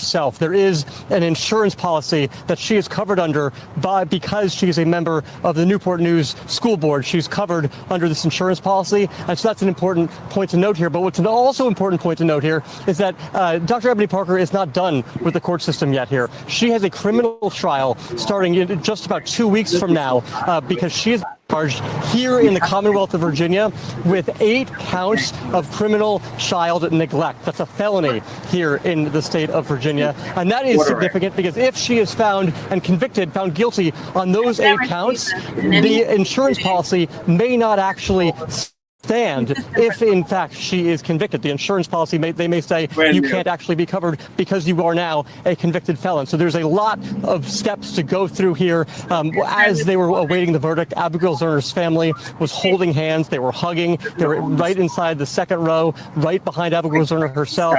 She let out a big smile when she saw the verdict. So a significant moment here today at this Newport News courthouse here, Becky. Gary, so $10 million awarded of the $40 million that was sought in this lawsuit. Can the former assistant principal, Ebony Parker, appeal this decision? And have we heard from her after this? So she certainly can appeal the decision. That is something that would go to the Circuit Court of Appeals here in the Commonwealth of Virginia. In terms of hearing from her, she was actually walked out by a bailiff to the back door of the courtroom, so we don't expect to see her. We do expect to hear from Zwerner and her team in just a few minutes. About a camera right near me here. So we'll see when that does in fact happen. They're of course going to be pleased with this, but they understand this is very likely not the end of the road. This is a very emotionally charged moment. And also, this is a big moment when it comes to precedent, right? Individuals that are not the shooter getting charged involved with the shooting. And I think that's a very significant point. We saw this with the Crumbleys, and now we're seeing it here with Dr. Ebony Parker. That's a good point. We have seen it with parents, and now we're seeing it with school leaders. A new precedent set today with this verdict. Gary Grumbach, thank you very much. I ordered 200 hand-forged knives for my dorm room and built a Wix website. Any teacher being charged I'm Noah Rosen. A child assault or anything is kind of ridiculous. Because you talk about negligence, I'm like, don't they do that all the time? They have warnings all the time, and like Facebook, like the FBI we saw that they were going to be a school shooter, and we saw that we kept tabs. Like they always do that, but they're never responsible. So I'm like, you guys always know when someone's like doing weird shit, and you don't do anything to stop it. Right. Until it happens, and then all of a sudden you like erase their Facebook history. Like that happens every time with the shooter. So I don't understand. Like, dude, the first school shooters, like for me, was like the boys. Right? The Columbine. So when I realized that we couldn't even find them online when we had MySpace and shit, like when they like delete all their stuff, I was like, oh, so you guys have You could have deleted it before. Yeah. Like you don't understand. Like it's like or intervene before. Yeah, like you could have. Because you were watching. If you were exactly. If you were watching him. First of all, let's not pretend like Facebook, YouTube. Like, they're watching all of us. They know every move. They know when you want to buy a gun. They said bullets. They know. He said grenades. What we're doing. They bought all that shit from Nothing is a offline, secret. right? Like they just want to know if we're gonna. They didn't buy that shit secondhand. They didn't buy that shit underneath the black market. They bought that shit offline. So they knew what they were gonna buy. They keep tabs on all of us. They know exactly what we're doing. So it's like go through with it. Is that you really gonna blow up that school? They was like, "Am I?" Oh, he did it. You think they take bets? You think the FBI takes bets and say, "Oh, I got one." They're like, is he gonna go through with it? Because the FBI take bets on the tragedies. I think that when we were talking about how things happen per election. For the school shootings and the massacres for the when they shoot at the concerts and shit, they definitely take bets. I think they take bets on like DraftKings.com how many body counts, how many bodies are gonna be murdered at this thing. Like, is it closer to 60 or 40? I'm gonna put me down for 55. Closer, it's like whammies, closer to the body count. Because if you go, they laugh at people who go to anti-government concerts. See, we're so silly. We go to this concert and be like, "Fuck the government," blah. They're like this, shoot them or whatever. Like they look forward to us going to our anti-government concert. Like, watch this. What the fuck is an anti-government concert that's funded by the government? Right? Like this is us trying to be free. And look at broad daylight. Look at them. They think they're safe. We're like, "Fuck you, government!" We're like this. We got you. Then here comes the sniper. Exactly. Like so, it's like we're never really free from the establishment. We're never really free. No, it's all controlled. Everybody, they already know. They know what's going to happen. Yes. But I'm just saying, like, for them to go this is different. It's a little funky. It's a little funky. And I don't know if the optics are that she's a black woman and it is. Because the student was also black. You shouldn't have your fucking job as a black principal. First of all, this is what happened. The student that shot this teacher was black. Yeah, and because we have black people in charge. And I'm like, where's the principal? And he's on the beach. He's not in charge. Is the principal white? He is white. Wait, what principal isn't white? I'm just like, why is the assistant principal taking the fall for just this? like presidency, you blame the second in command if he's white. We got this. Let's finish. No, I have to use the rest of them. Okay. All right. So. All right. We'll take a little break. Yes. I don't have friends. We'll be right back. I got family. I'll do this. I'll keep the mic hot. If you want to play some. No, you could just put it on a commercial. Okay. Because I'm going to take a break too. Okay, cool. Fair enough. We're all taking a break. God damn it. Did you hear that? You get.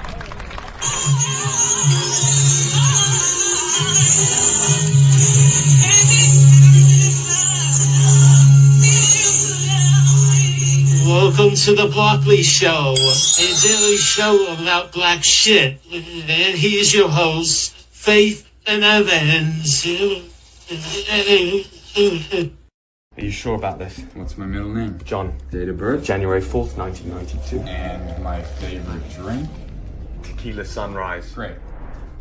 Whoa. Okay. Head to Prague at 0800 hours. Get off the train, get the luggage, meet the team, pat that dog. This is weird. I gotta get used to us.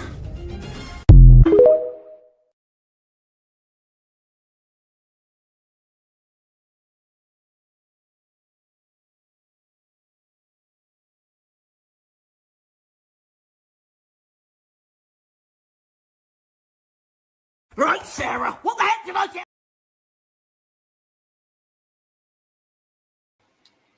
All right, so we got two more stories left. We did the positive, and then we did the negative. But again, like batteries, that story with my man in the hallway, war veteran, calls the police, gets sexually assaulted. Why did he get sexy? Making my way downtown, walking fast, faces passing and homebound. Why did he get sexy if I just called the police because I'm having nightmares? You shouldn't be part of my nightmare. Los Angeles Police Department, you gotta get your shit together.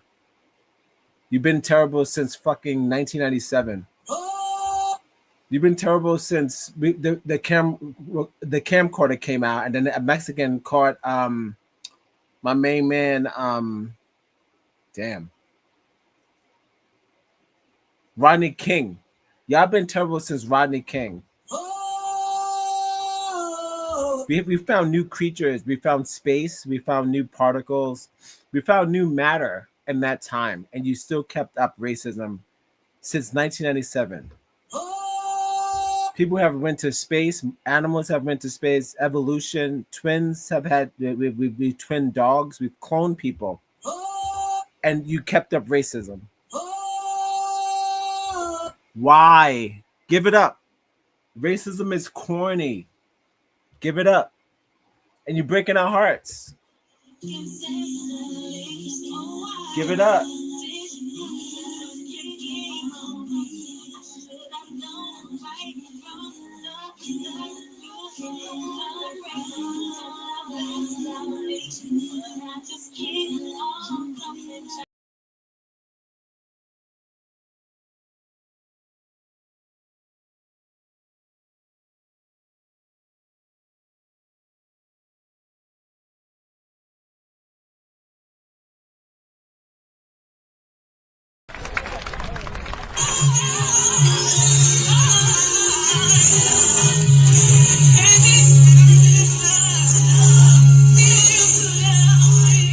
Welcome to the Broccoli Show, a daily show about black shit. And here's your host, Faith and Evans.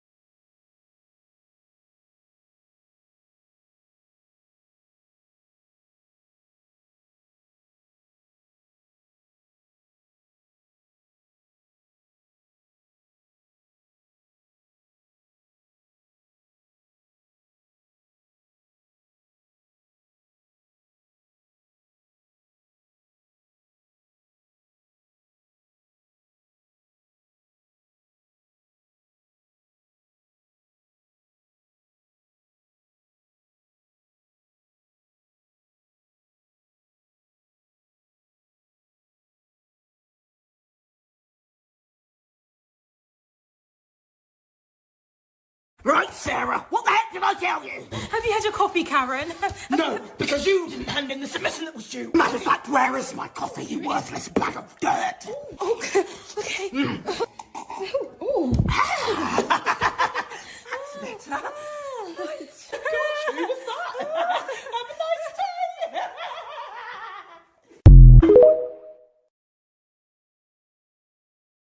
Right, Sarah, what the heck did I tell you? Have you had your coffee, Karen? No, because you didn't hand in the submission that was due. Matter of fact, where is my coffee, you worthless bag of dirt? Okay. Ooh. That's better. Right. Who was that? Have a nice day. I know, mommy. I know.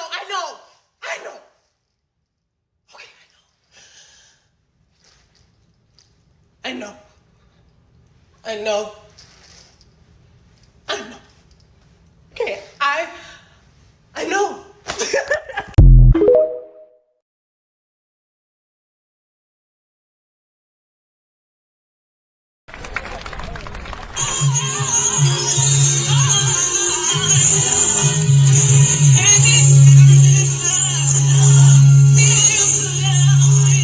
Welcome to the Broccoli Show, a daily show about black shit. And here's your host, Faith and Evans.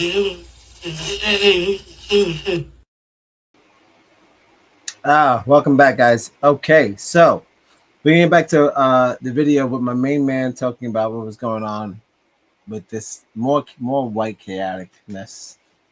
I just want to say parents respect for the time we spend on the planet.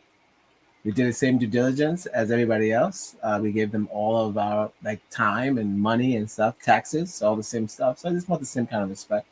That's all. That'd be nice. Okay. Let's get into my main man. We're gonna get small. Alexa, make us small.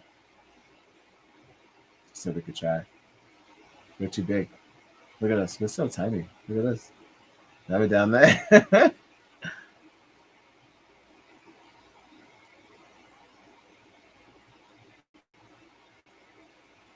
Uh-oh. Sound? Oh, somebody. Please, guys, if you like what you hear, please. Follow us on Instagram. Connect on Facebook, wherever you get your podcast. We'll be right back.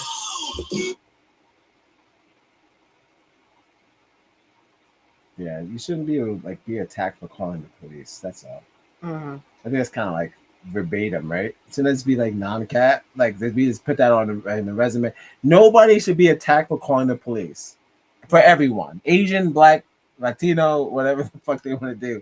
But everyone, no one should be like arrested or attacked or sexually assaulted for calling the police, right? The fuck?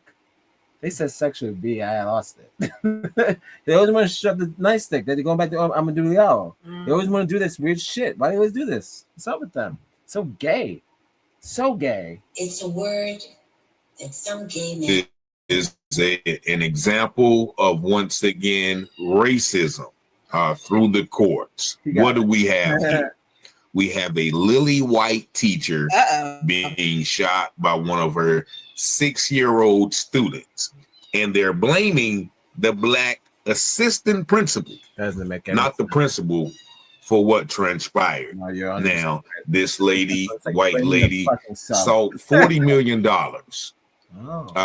for being shot by her 6-year-old student. Now, first of all, what did you do to that 6-year-old student to make them want to shoot you? That's first of all. What were you doing to that student? Now, they're saying that this Black woman failed to take action after several people said that there was a student possibly with a gun. But the teacher, however, said that the tragedy was unavoidable and the responsibility of safety does not lie with just one person. And I agree. Like, where was the principal? He is a kitten papa. I hear him. He's got kittens. I hear them crying. Oh my God, I miss my cat. Holy shit. Wait.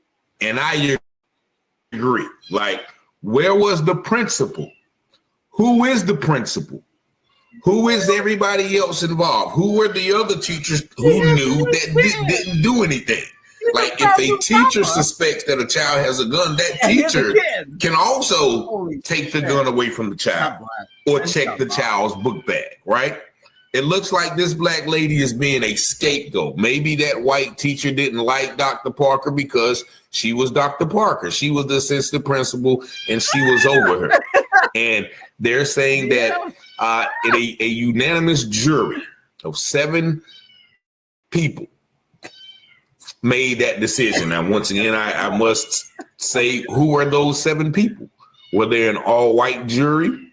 And furthermore, besides this, they said they're charging the Black woman with 8 felony counts. You know, of whatever they're charging her with. Now, once again, this is a Black lady who's a principal, and there was probably some animosity to somebody. Like, you can look at that white girl's face while she's sitting there like, yeah, I finally got you. Finally got you, ho. You know, that's the way I took her looking and sitting there. Now, also what's suspicious as well is they're having the civil trial before the criminal trial. Where is this? Right? Normally they will have for a civil trial. So they said that she's not out the woodwork yet. She doesn't have to pay the $10 million, but there's an insurance fund that will pay the $10 million. However, if she's convicted, she will be a convicted felon, and she will not, you know, they will not pay the fun. never Now, heard this they're word. after the trial, they're going with the emotional white damsel in distress. It was emotional time for the family, and everybody was hugging. And she said she thought she was going to die, and she left the courtroom with a big smile. 13-year-old, right? Because she finally won.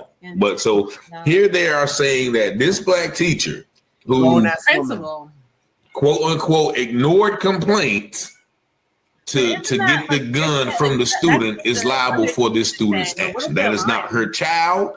She didn't pack the. Look, now we're talking about because they're gonna get a cut. Like, you know, like if we band together and say, oh yeah, it was her fault, we'll all get a cut. And you know, like I don't. We watch a lot of those teacher court things where they be talking about the books and banning the books. We see how the white women that come together to get the people out or get the books out. They remember that white lady that had the cop inside the library, and she was like, "See what they doing?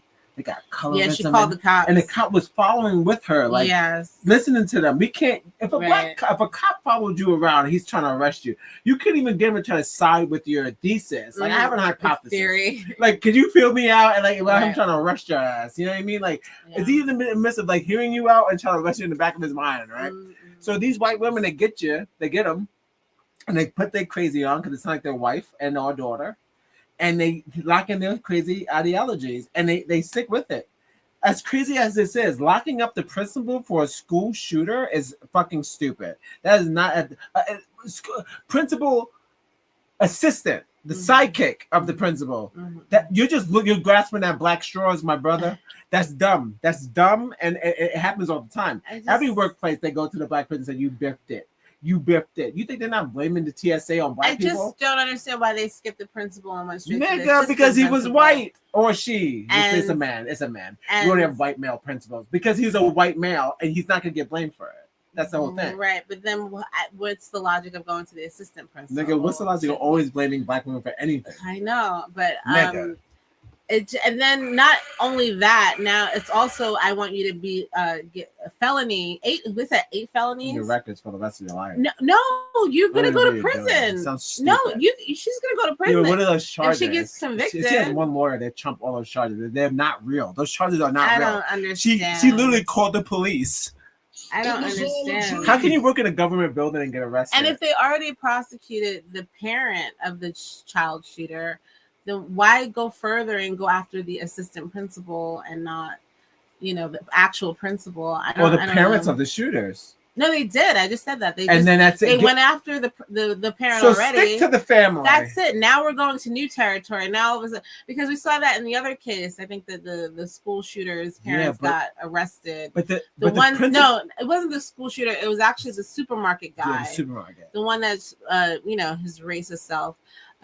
Shot up the supermarket in Buffalo. I think they convicted the parents of because it's psychosis. You raised that boy, right? And he's told how to shoot. I think it makes more sense to convict the parents because when they teach them how to shoot, it's kind of crazy. But I don't know the dynamics with this particular case with the parent. To blame the assistant principal? No, I'm saying like how much she was culpable for not knowing that her kid had a gun, or was it that where the kid got the gun, and if it was in her safe and he got it, like how did you do that's negligence, like that's very understandable and acceptable, but I feel like for the principal, you get warning. I think you get threats all the time, and again, this is the assistant principal.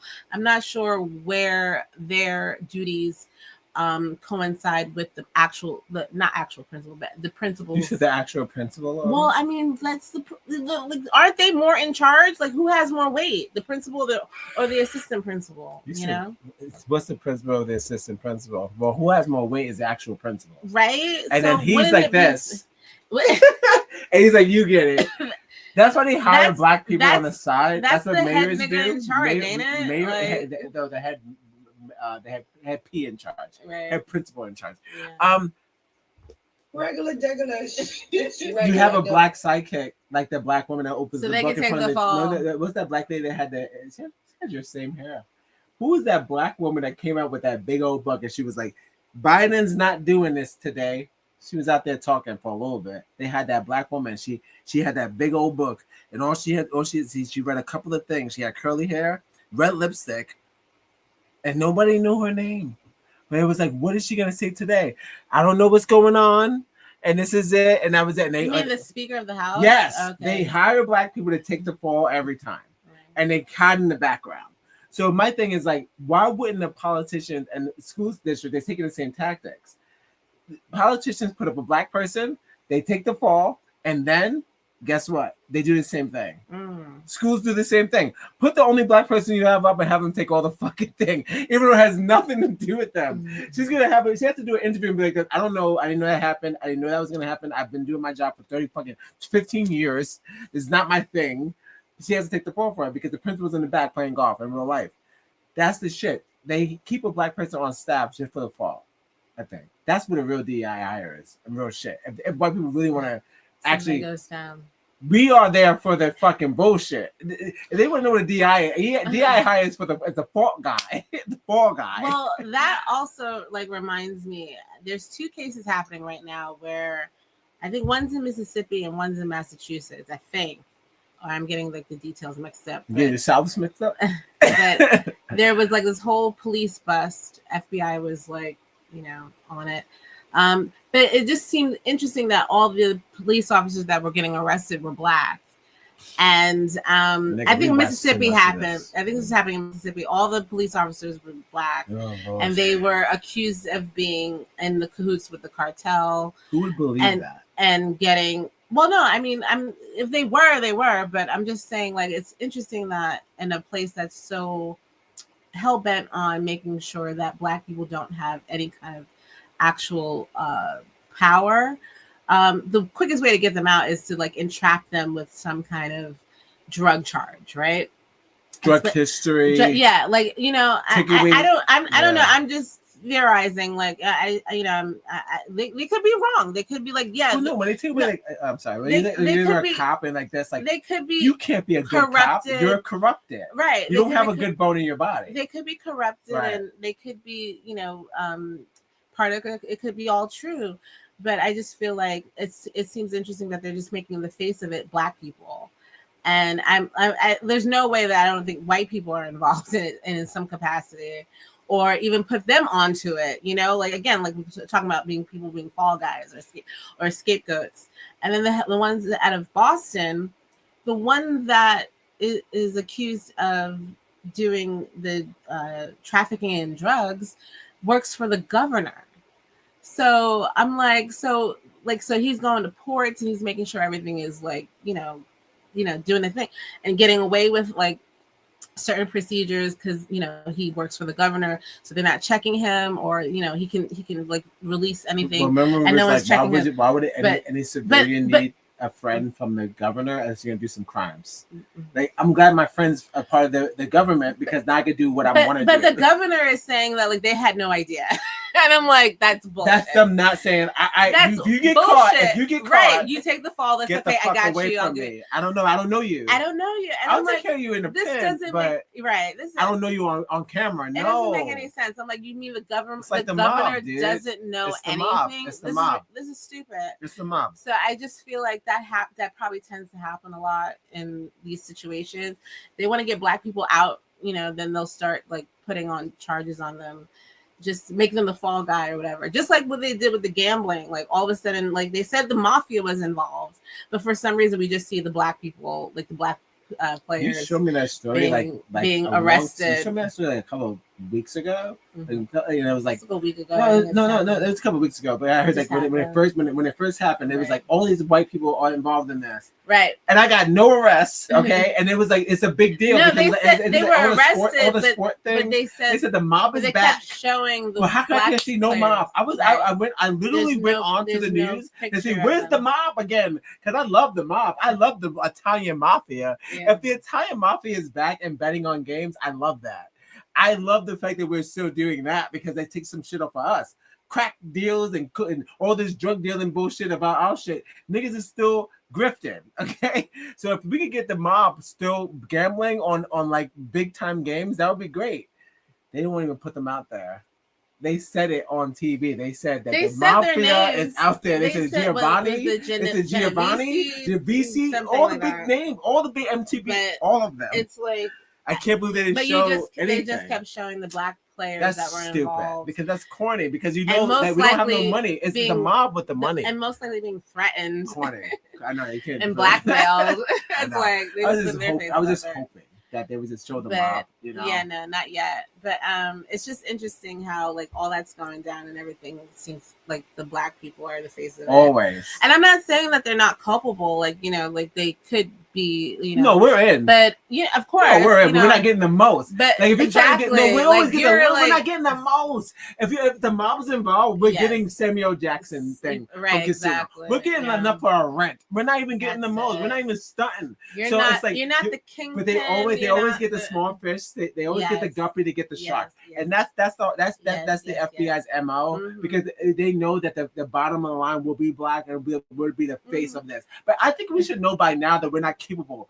Black people, we have as far as we've been living, not capable. I'm saying that as far as we've been living in this country, right? We have not been the face of crime. No, first as far of as all, big crimes, like we're not the face of prohibition. We're not the face of fucking any of this stuff. Not saying that we're not capable. No, of being, I'm saying we don't. No, we're not I'm criminals. No, let me finish. We're not criminals. I'm not saying that we're not capable of being high tech, but they made it sound like it was like they were using all these new advanced equipment just to cheat, right? Like something like lasers and they could see through tables, like stuff like that.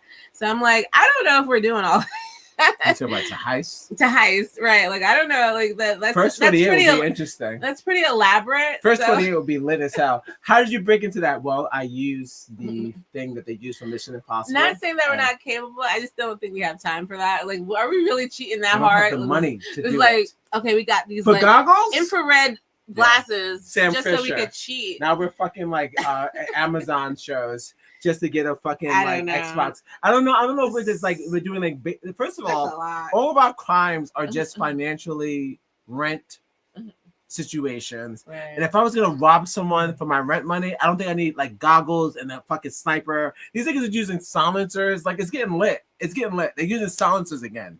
They say that the mob is back. I'm like, we're not involved. There's no way. There's no and if way. we are, it's very like low It's middle scale. again, but it's like, hey, you need me to get to the alley. We got you. Be like my nigga. He's like my nigga because he's from Sicily or whatever. But I'm just saying, but that's how we always been. We're still the same kind of thing because we've never been criminals like that. As far as they make us that, we're not criminals. We're just entrepreneurs. But that's it. Well, some of us are criminals. Well, I'm not. Well, every race is criminals. I'm just saying you can't put that on one race. We're all criminals, but dire straits. I'm just like, don't make us the scapegoat. Like, stop. Like, everyone is involved, and we're all hungry. There's levels to this, right? And like, it's not fair to make Black people the face of it. It's not real. That's not real. So because you love mafia movies. These are the most criminal people of New York City. Yeah, it has nothing to do with us. Yeah, and they have terrorized New York. Yeah, and the most likely and Chicago. The worst thing that ever happened to Chicago was the mob. They said. Right. Not Black people, the mob. Al Capone was the worst thing that happened to Chicago. Right. That's a white man. Yeah, stop. That's nothing to do with us. That's nothing to do with us. But I just feel like it's fucked up because we always end up being the scapegoat. Always. Just like this lady here, and as assistant principal, I think they're trying to make an example, or maybe it's a vendetta. Who knows? It's definitely personal because someone's like, why are they going so hard? It's always personal, and I just never I never heard of them going after any staff at a school for a school shooting. Well, first of all, they had all the teenagers from the daughters and the sons of the mafia on a reality show on MTV, and then nobody got arrested. So I was trying to figure out. They murdered people, right? Their uncles or whoever. No one's being prosecuted. They're just party. Yeah. But meanwhile, if we have a hint of a murderer or something that's doing wrong, you're doing wrong. You want to sue me or fire me? That's cap, right? Now you want to go after the principal? Bag with the gun. She didn't, pull the trigger. But yet and still they find some way to blame the Black person for the injury or the malcontent of a white person.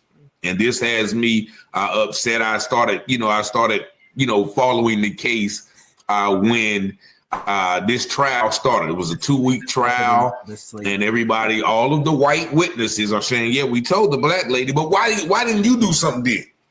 Why are not they held accountable as well? If a 6-year-old is suspected to have a gun, I'm the teacher. Hey, come here. Let me see your bag.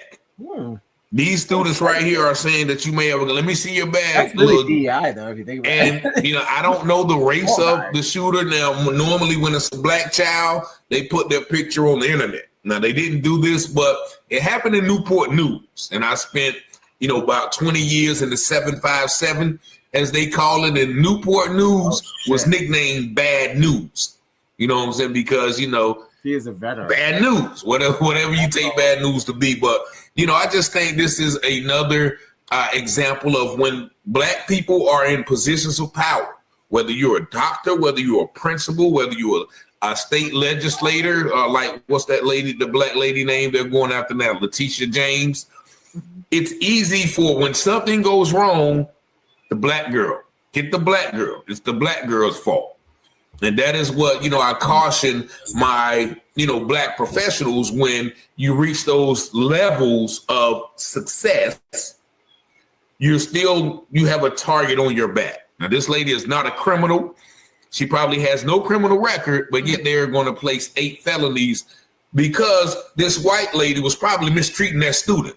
You know what? Why would a 6-year-old want to shoot a specific teacher? Now, I've been 6, and some teachers have made me mad. So I get it, but it's hard for me to explain blaming that black lady for this incident.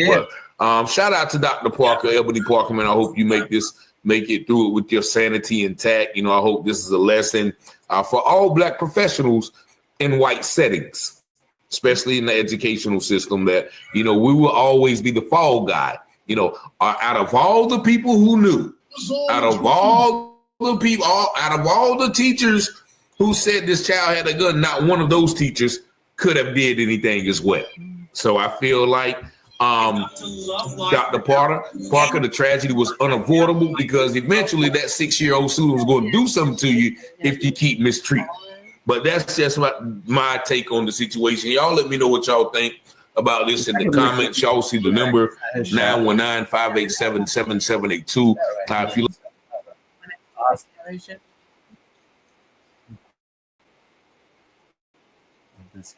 all right, that was awesome. Shouts to Public House for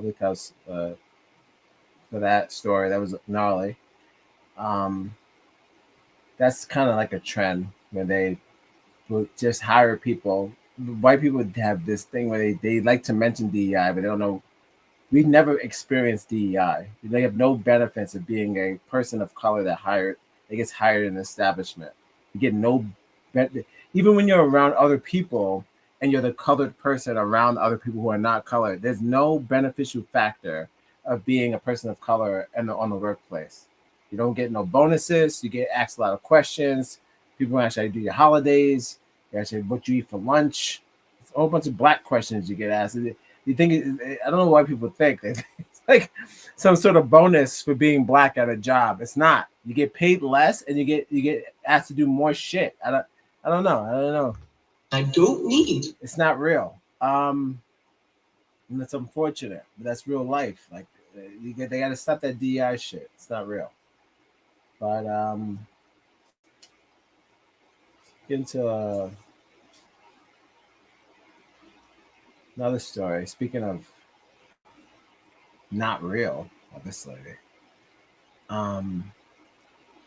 Half of this stuff is their fear, I think, right? Half of our problems, taxes, gun laws, it's just their fear. So we have to bank off that.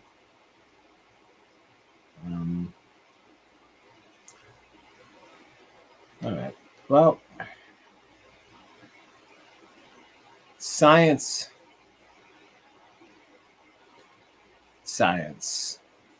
We need science, and we need someone to do it without Elon Musk's help. Can we see the future without Elon? Is there a future without Elon? I like to think so. So 2 African men from Africa, one named David, one named Moses. They figured out how to make our bones move without Elon and without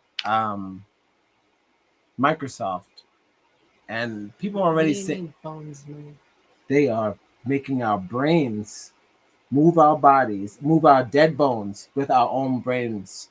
So if we could think about our arm moving, they said we can make our arm move. So they said, fuck prosthetics, fuck all that. Our brain's never dead. So even if you are paralyzed per se, your brain's still active. Your brain's still saying run real fast right now. I know someone over there. Fucking run real fast right now. So it's like they're channeling that shit. Like what is our brains thinking? Can we power our own body with our own brains? So they figured it out. So we're gonna take a trip to Nigeria real quick, and we'll be right back. That's also known as an algorithm. But I would say this to those motherfuckers who are out there terrorizing people for just living life. There's a place for you, my boy. There has to be no science, and there's racial science in that. It's like being a bodyguard. They're being bodyguards for fucking humanity. Just being nice to each other. I don't know, man. That's why I have no concerts. There's no more fucking Woodstock. How can we do that with these people doing this shit? Just being fucking racist. Even doctors are racist. People just being racist. You can't have those concerts no more. It's a shame. All right. Speaking of unity, we'll be back for a moment with TikTok. Ticking it with TikTok. My young boy, you hear my young boy back here? Hey, oh, young boy doing this. This is that shit right here. Hold on, here. Look at here. There must have been an angel by my side.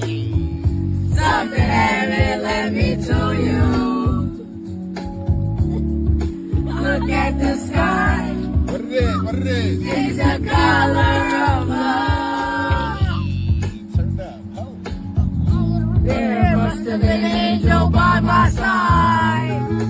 Something heavy came down from above. It led me to you. It led me to you.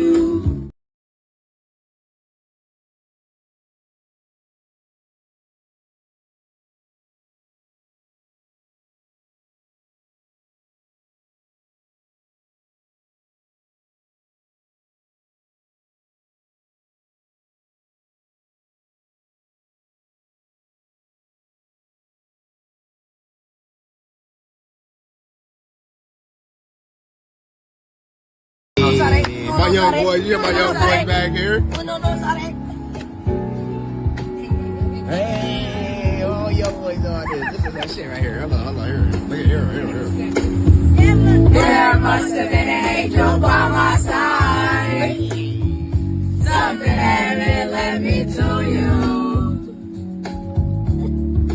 Look at the sky.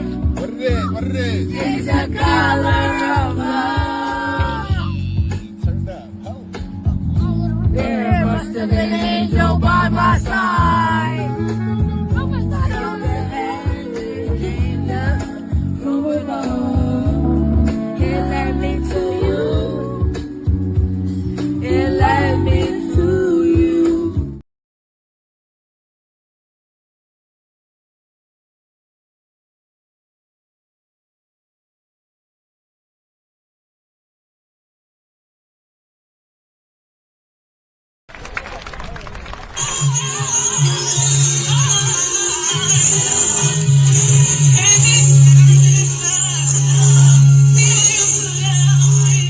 Welcome to the Blockley Show, a daily show about black shit. And he's your host, Faith and Evans.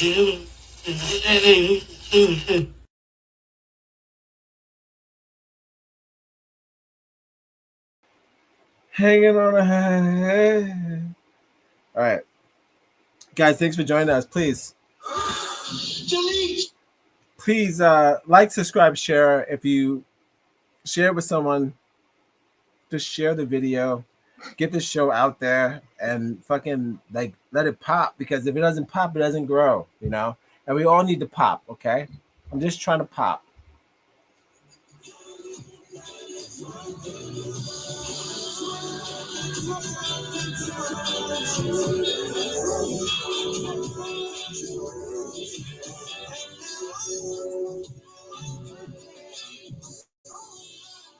Guys, I'm just trying to pop. So this like subscribe, and share. That's kind of crazy what happened in that last story too. B, I'm gonna tell you, so far we're doing all right. Hey, Faith, so far the stories have been compelling. I would say that. If we keep this up, we have a future for us. Speaking of future, I'm gonna get into the tech of Africa tech. Speaking of Africa tech.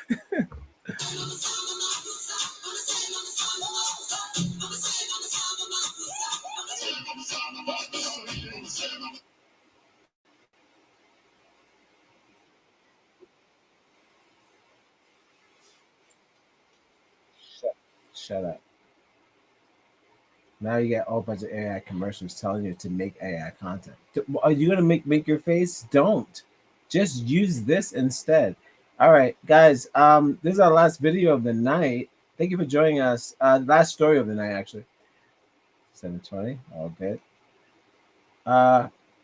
Yes, last story of the night. I see you in the chat. Shout out to Twitter. Shout out to Twitch. Shout out to YouTube. Shout out to Instagram. If you're watching this, please share the video. I see you watching it. They give us a count. Share the video.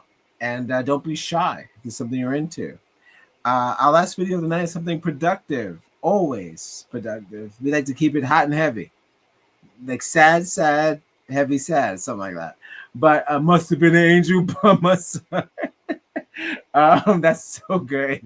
I want to use that in like a song, like for real, like mix them with Sade. You know what I mean? Like have like a Kendrick Lamar version of that. Like that's what it would sound like if you actually sync that up with her. Shit, that's like fucking so good, man. She does she know that they singing that in the car like that? The kids, shit. Somebody send that to Sade. Fuck. That's a good remix. Because we need it more than ever. All right, so. This has been our Negro's presentation. This has been Faith and Evans, the only show about blackly shit every fucking day. Daily shit about black stuff. Black shit. We're going to keep it black. We're not going to change, no matter how much bad you want us to. All right. So, last story of the night. Sorry what happened to that man. Hope everyone gets their money. All these stories, we hope everyone gets paid and or justice. And without further ado, the last story of the day... I'm rolling my eyes, tired of it. There's a few African brothers, David and Moses, who have created an alternative to medicine and alternative to Pfizer prosthetics, where they charge $1,000 for a fake leg or $20,000 for a fake arm. They said, why not just do it and then give it for free, maybe? So, shout outs to Africa. Shout outs to these two brothers. Last story of the day. Thank you for joining us. This is Faith and Evans. One show starts at 9 o'clock. Yada yada. It's not the same show. It's a different. All right. It's a different show. Yeah. It's a different show. Yeah. Must have been an angel by my side. They didn't have to throw the draw. You hear their voices. I love the kids. They put the twist on it. Follow us on Instagram. Connect on Facebook. Wherever you get your podcast. If you have the We'll be right internet, back. it's absolutely free. If you have the internet, it's free. If you put on your internet, it be there. Like, subscribe, and share on the internet. It's on the internet. Just put on link to internet.com.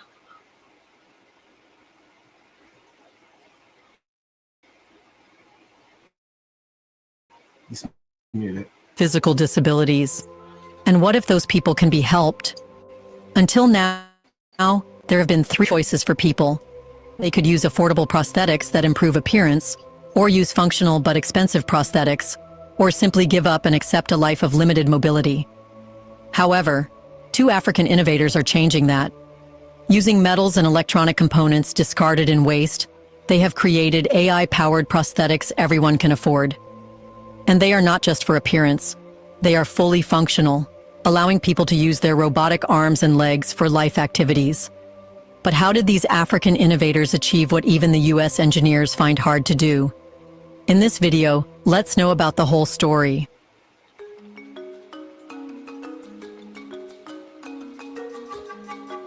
The creation of AI-powered prosthetics by Kenyan inventors David Gathu and Moses Kiuna is more than just an advancement in assistive technology.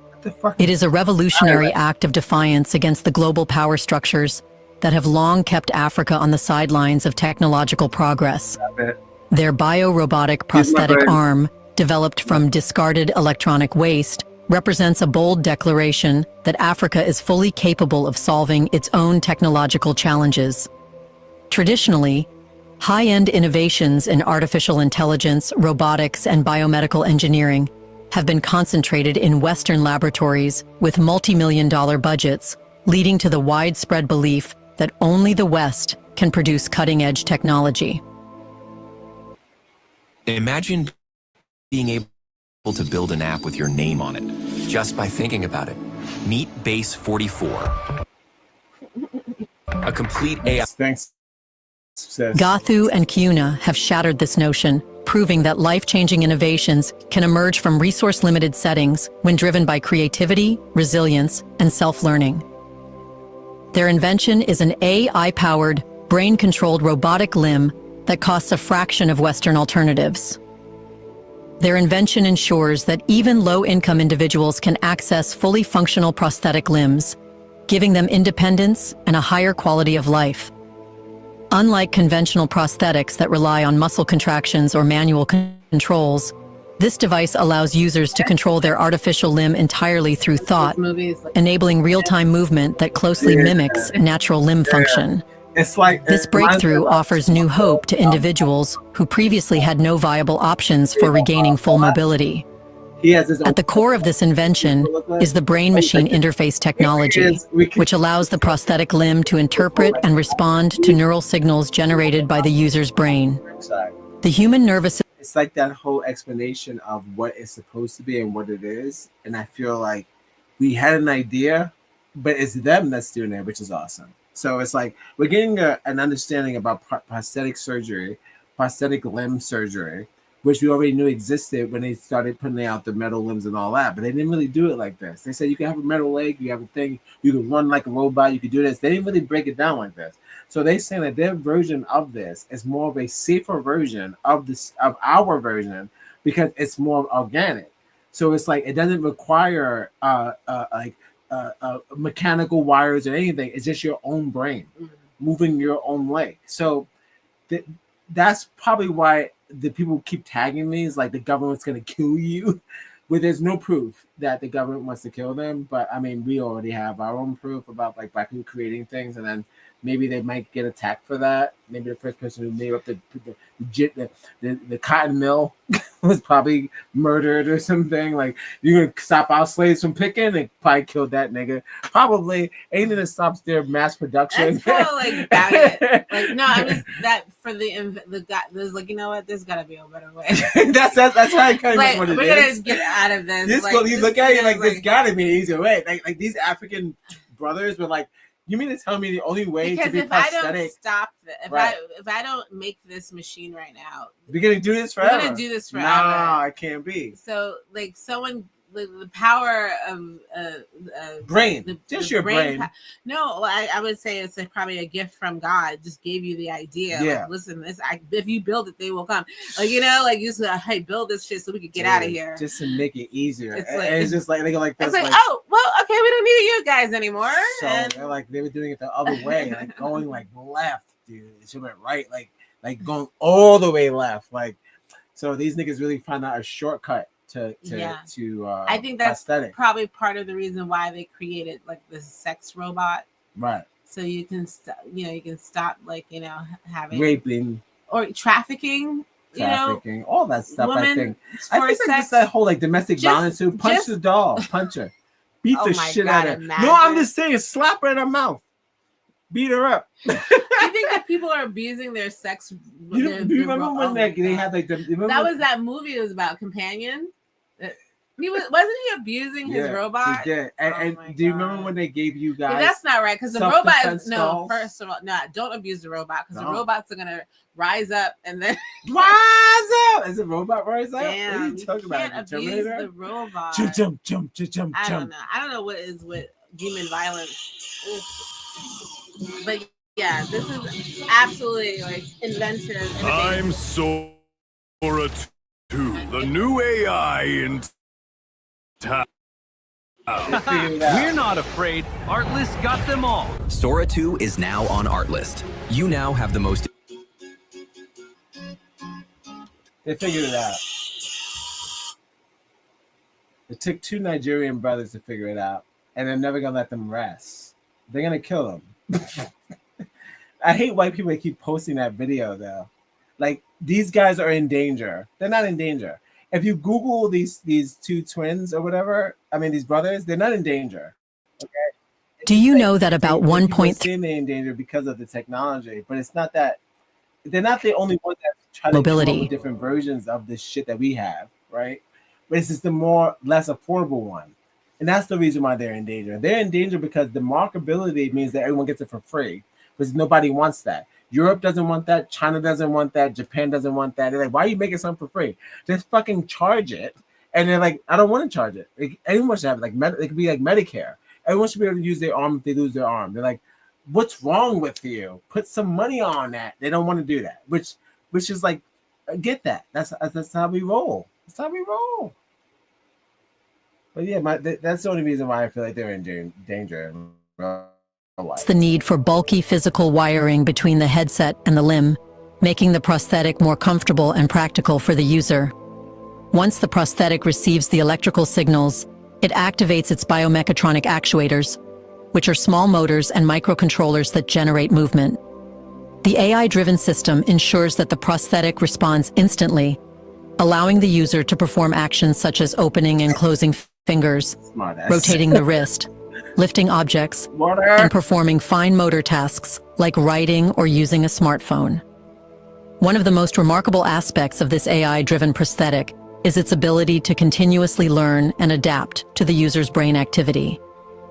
Using machine learning algorithms, the system refines signal recognition and movement prediction, making the limb more reflexive and responsive over time. As users repeatedly perform movements, the prosthetic learns their unique neural patterns, improving its accuracy and efficiency. Even users who initially struggle with controlling the prosthetic find that after just a few weeks of training, they can perform increasingly complex tasks with ease. The significance of this innovation cannot be overstated. Traditional prosthetics often require muscle-based activation, which makes them unsuitable for individuals with above-the-elbow amputations or paralysis. However, this AI prosthetic eliminates the need for muscle control entirely, allowing a much broader range of amputees to regain movement. Because it is directly controlled by brain signals, movements feel more natural and intuitive, unlike traditional prosthetics, which often have rigid robotic motions that require extensive manual adjustments. Unlike other brain-controlled prosthetics developed in Western research labs that require invasive brain implants, this invention achieves high accuracy using a non-invasive EEG headset, making it safer and more accessible. Look at this. Is that wood? The cost of this AI prosthetic is also a game changer. Is that a wood robot? Western AI-powered prosthetics typically range between $20,000 to $100,000 per limb, making them unaffordable for most people in developing countries.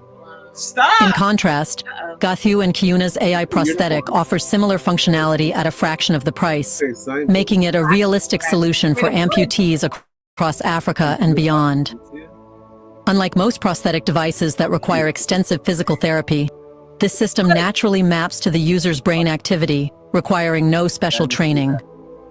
Users simply think about moving, and the prosthetic responds. The success of this AI prosthetic challenges the global dominance of Western biomedical technology, proving that African innovators can compete in cutting-edge fields like AI and neuroprosthetics. It also highlights Africa's untapped potential in the global AI market. However, lack of funding remains a major barrier. Western engineers working on similar projects have access to advanced fabrication tools, Give it the 3D money. printing, and government-backed come on. funding, Are you resources listening? that remain inaccessible to most African inventors. If proper investment were made in Gathu and Kiuna's work, millions of disabled people worldwide could benefit from this revolutionary technology. How much do you need? As AI-driven prosthetics continue to evolve, Gathu and Kiuna's invention sets a new precedent for future African-led technological advancements. If more young African innovators receive financial and institutional support, the next wave of global AI breakthroughs could emerge not from Silicon Valley, but from Africa itself. Are you crazy? This invention is not just about restoring mobility. It is a symbol of Africa's ability to lead in global innovation. Interestingly, the story of Gathu and Kiuna is as remarkable as their invention itself. The technology. Unlike many of their Western counterparts who have access to elite research institutions, corporate funding, and state-of-the-art robotics labs, these two Kenyan inventors started their journey in a small granary in Kikuyu, Kenya. As We're gonna steal the stuff. Listen, we already saw the movie about Afrofuturism. We already know, like, if we stole the cocoa and all our resources from them, clearly, whatever they get going forward, we're gonna steal that. They're ahead. That means they were ahead. That's it. Right. It doesn't matter. They were ahead when we had the other stuff. Now they're ahead with the future stuff. Yeah. Come on, this nigga's making wood. They're making fucking thing out of wood, dude. Yeah. Wilding out. All right, this has been really fun. Shit, episode 2 is right there in the middle of the Blackley show. Our Blackley show. I have a closing video too. They did a video. Faith, how do you think the show went tonight? I think again it was a little too long. Long. We're supposed to do a little like You shorter. said 30 minutes. We can't do it. I don't know what it is. Can't get it. We get too animated. Too worked out. Too worked out. Too worked out. But it's too late. It's too late. It's too late. To apologize. But I feel like it was educational. It was awesome. We got a little. What an awesome little show. riffs. But yeah, this has been another. And we walked in on cue, time. by the way. Oh. We did good. Handshake on that. Don't steal it. So anyway, yes. I've been Evans. And I'm Faith. And this has been the Auntie Blackley Girls show. production. And the Blackley show. Again, this is our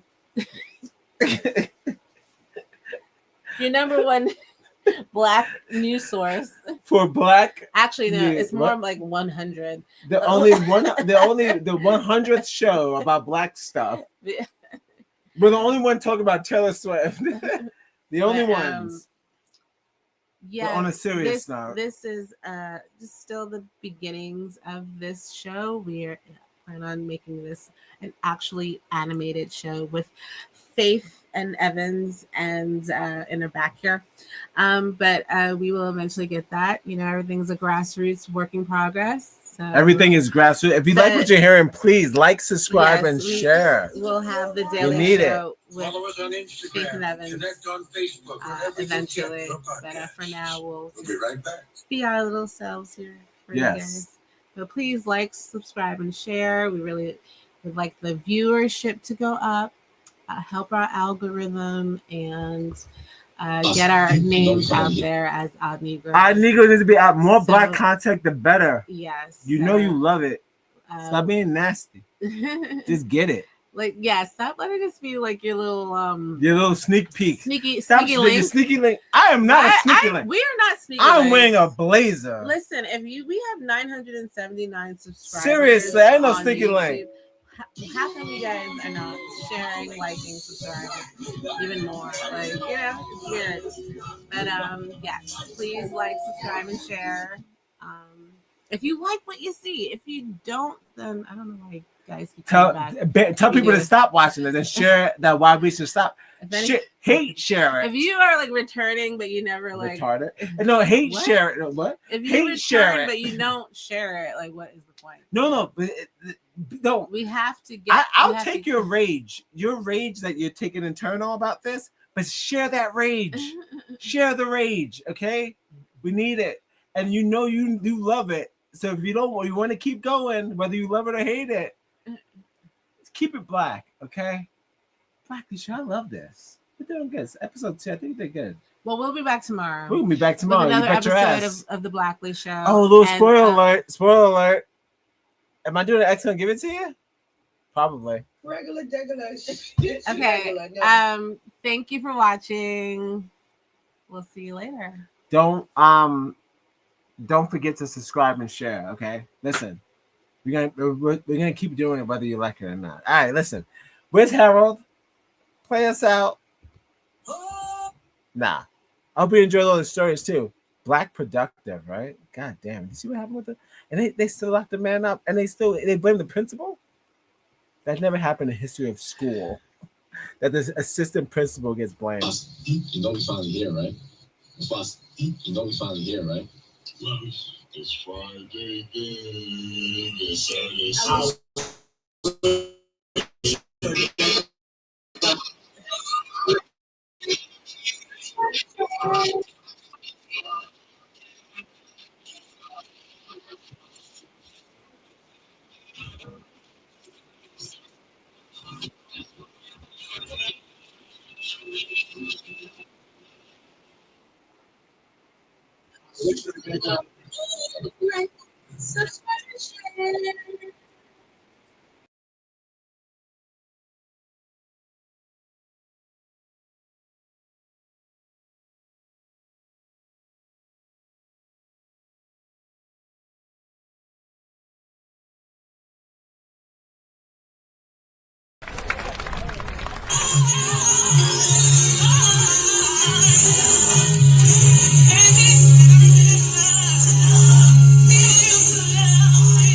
Welcome to the Blackley Show, a daily show about black shit. And here's your host, Faith and Evans.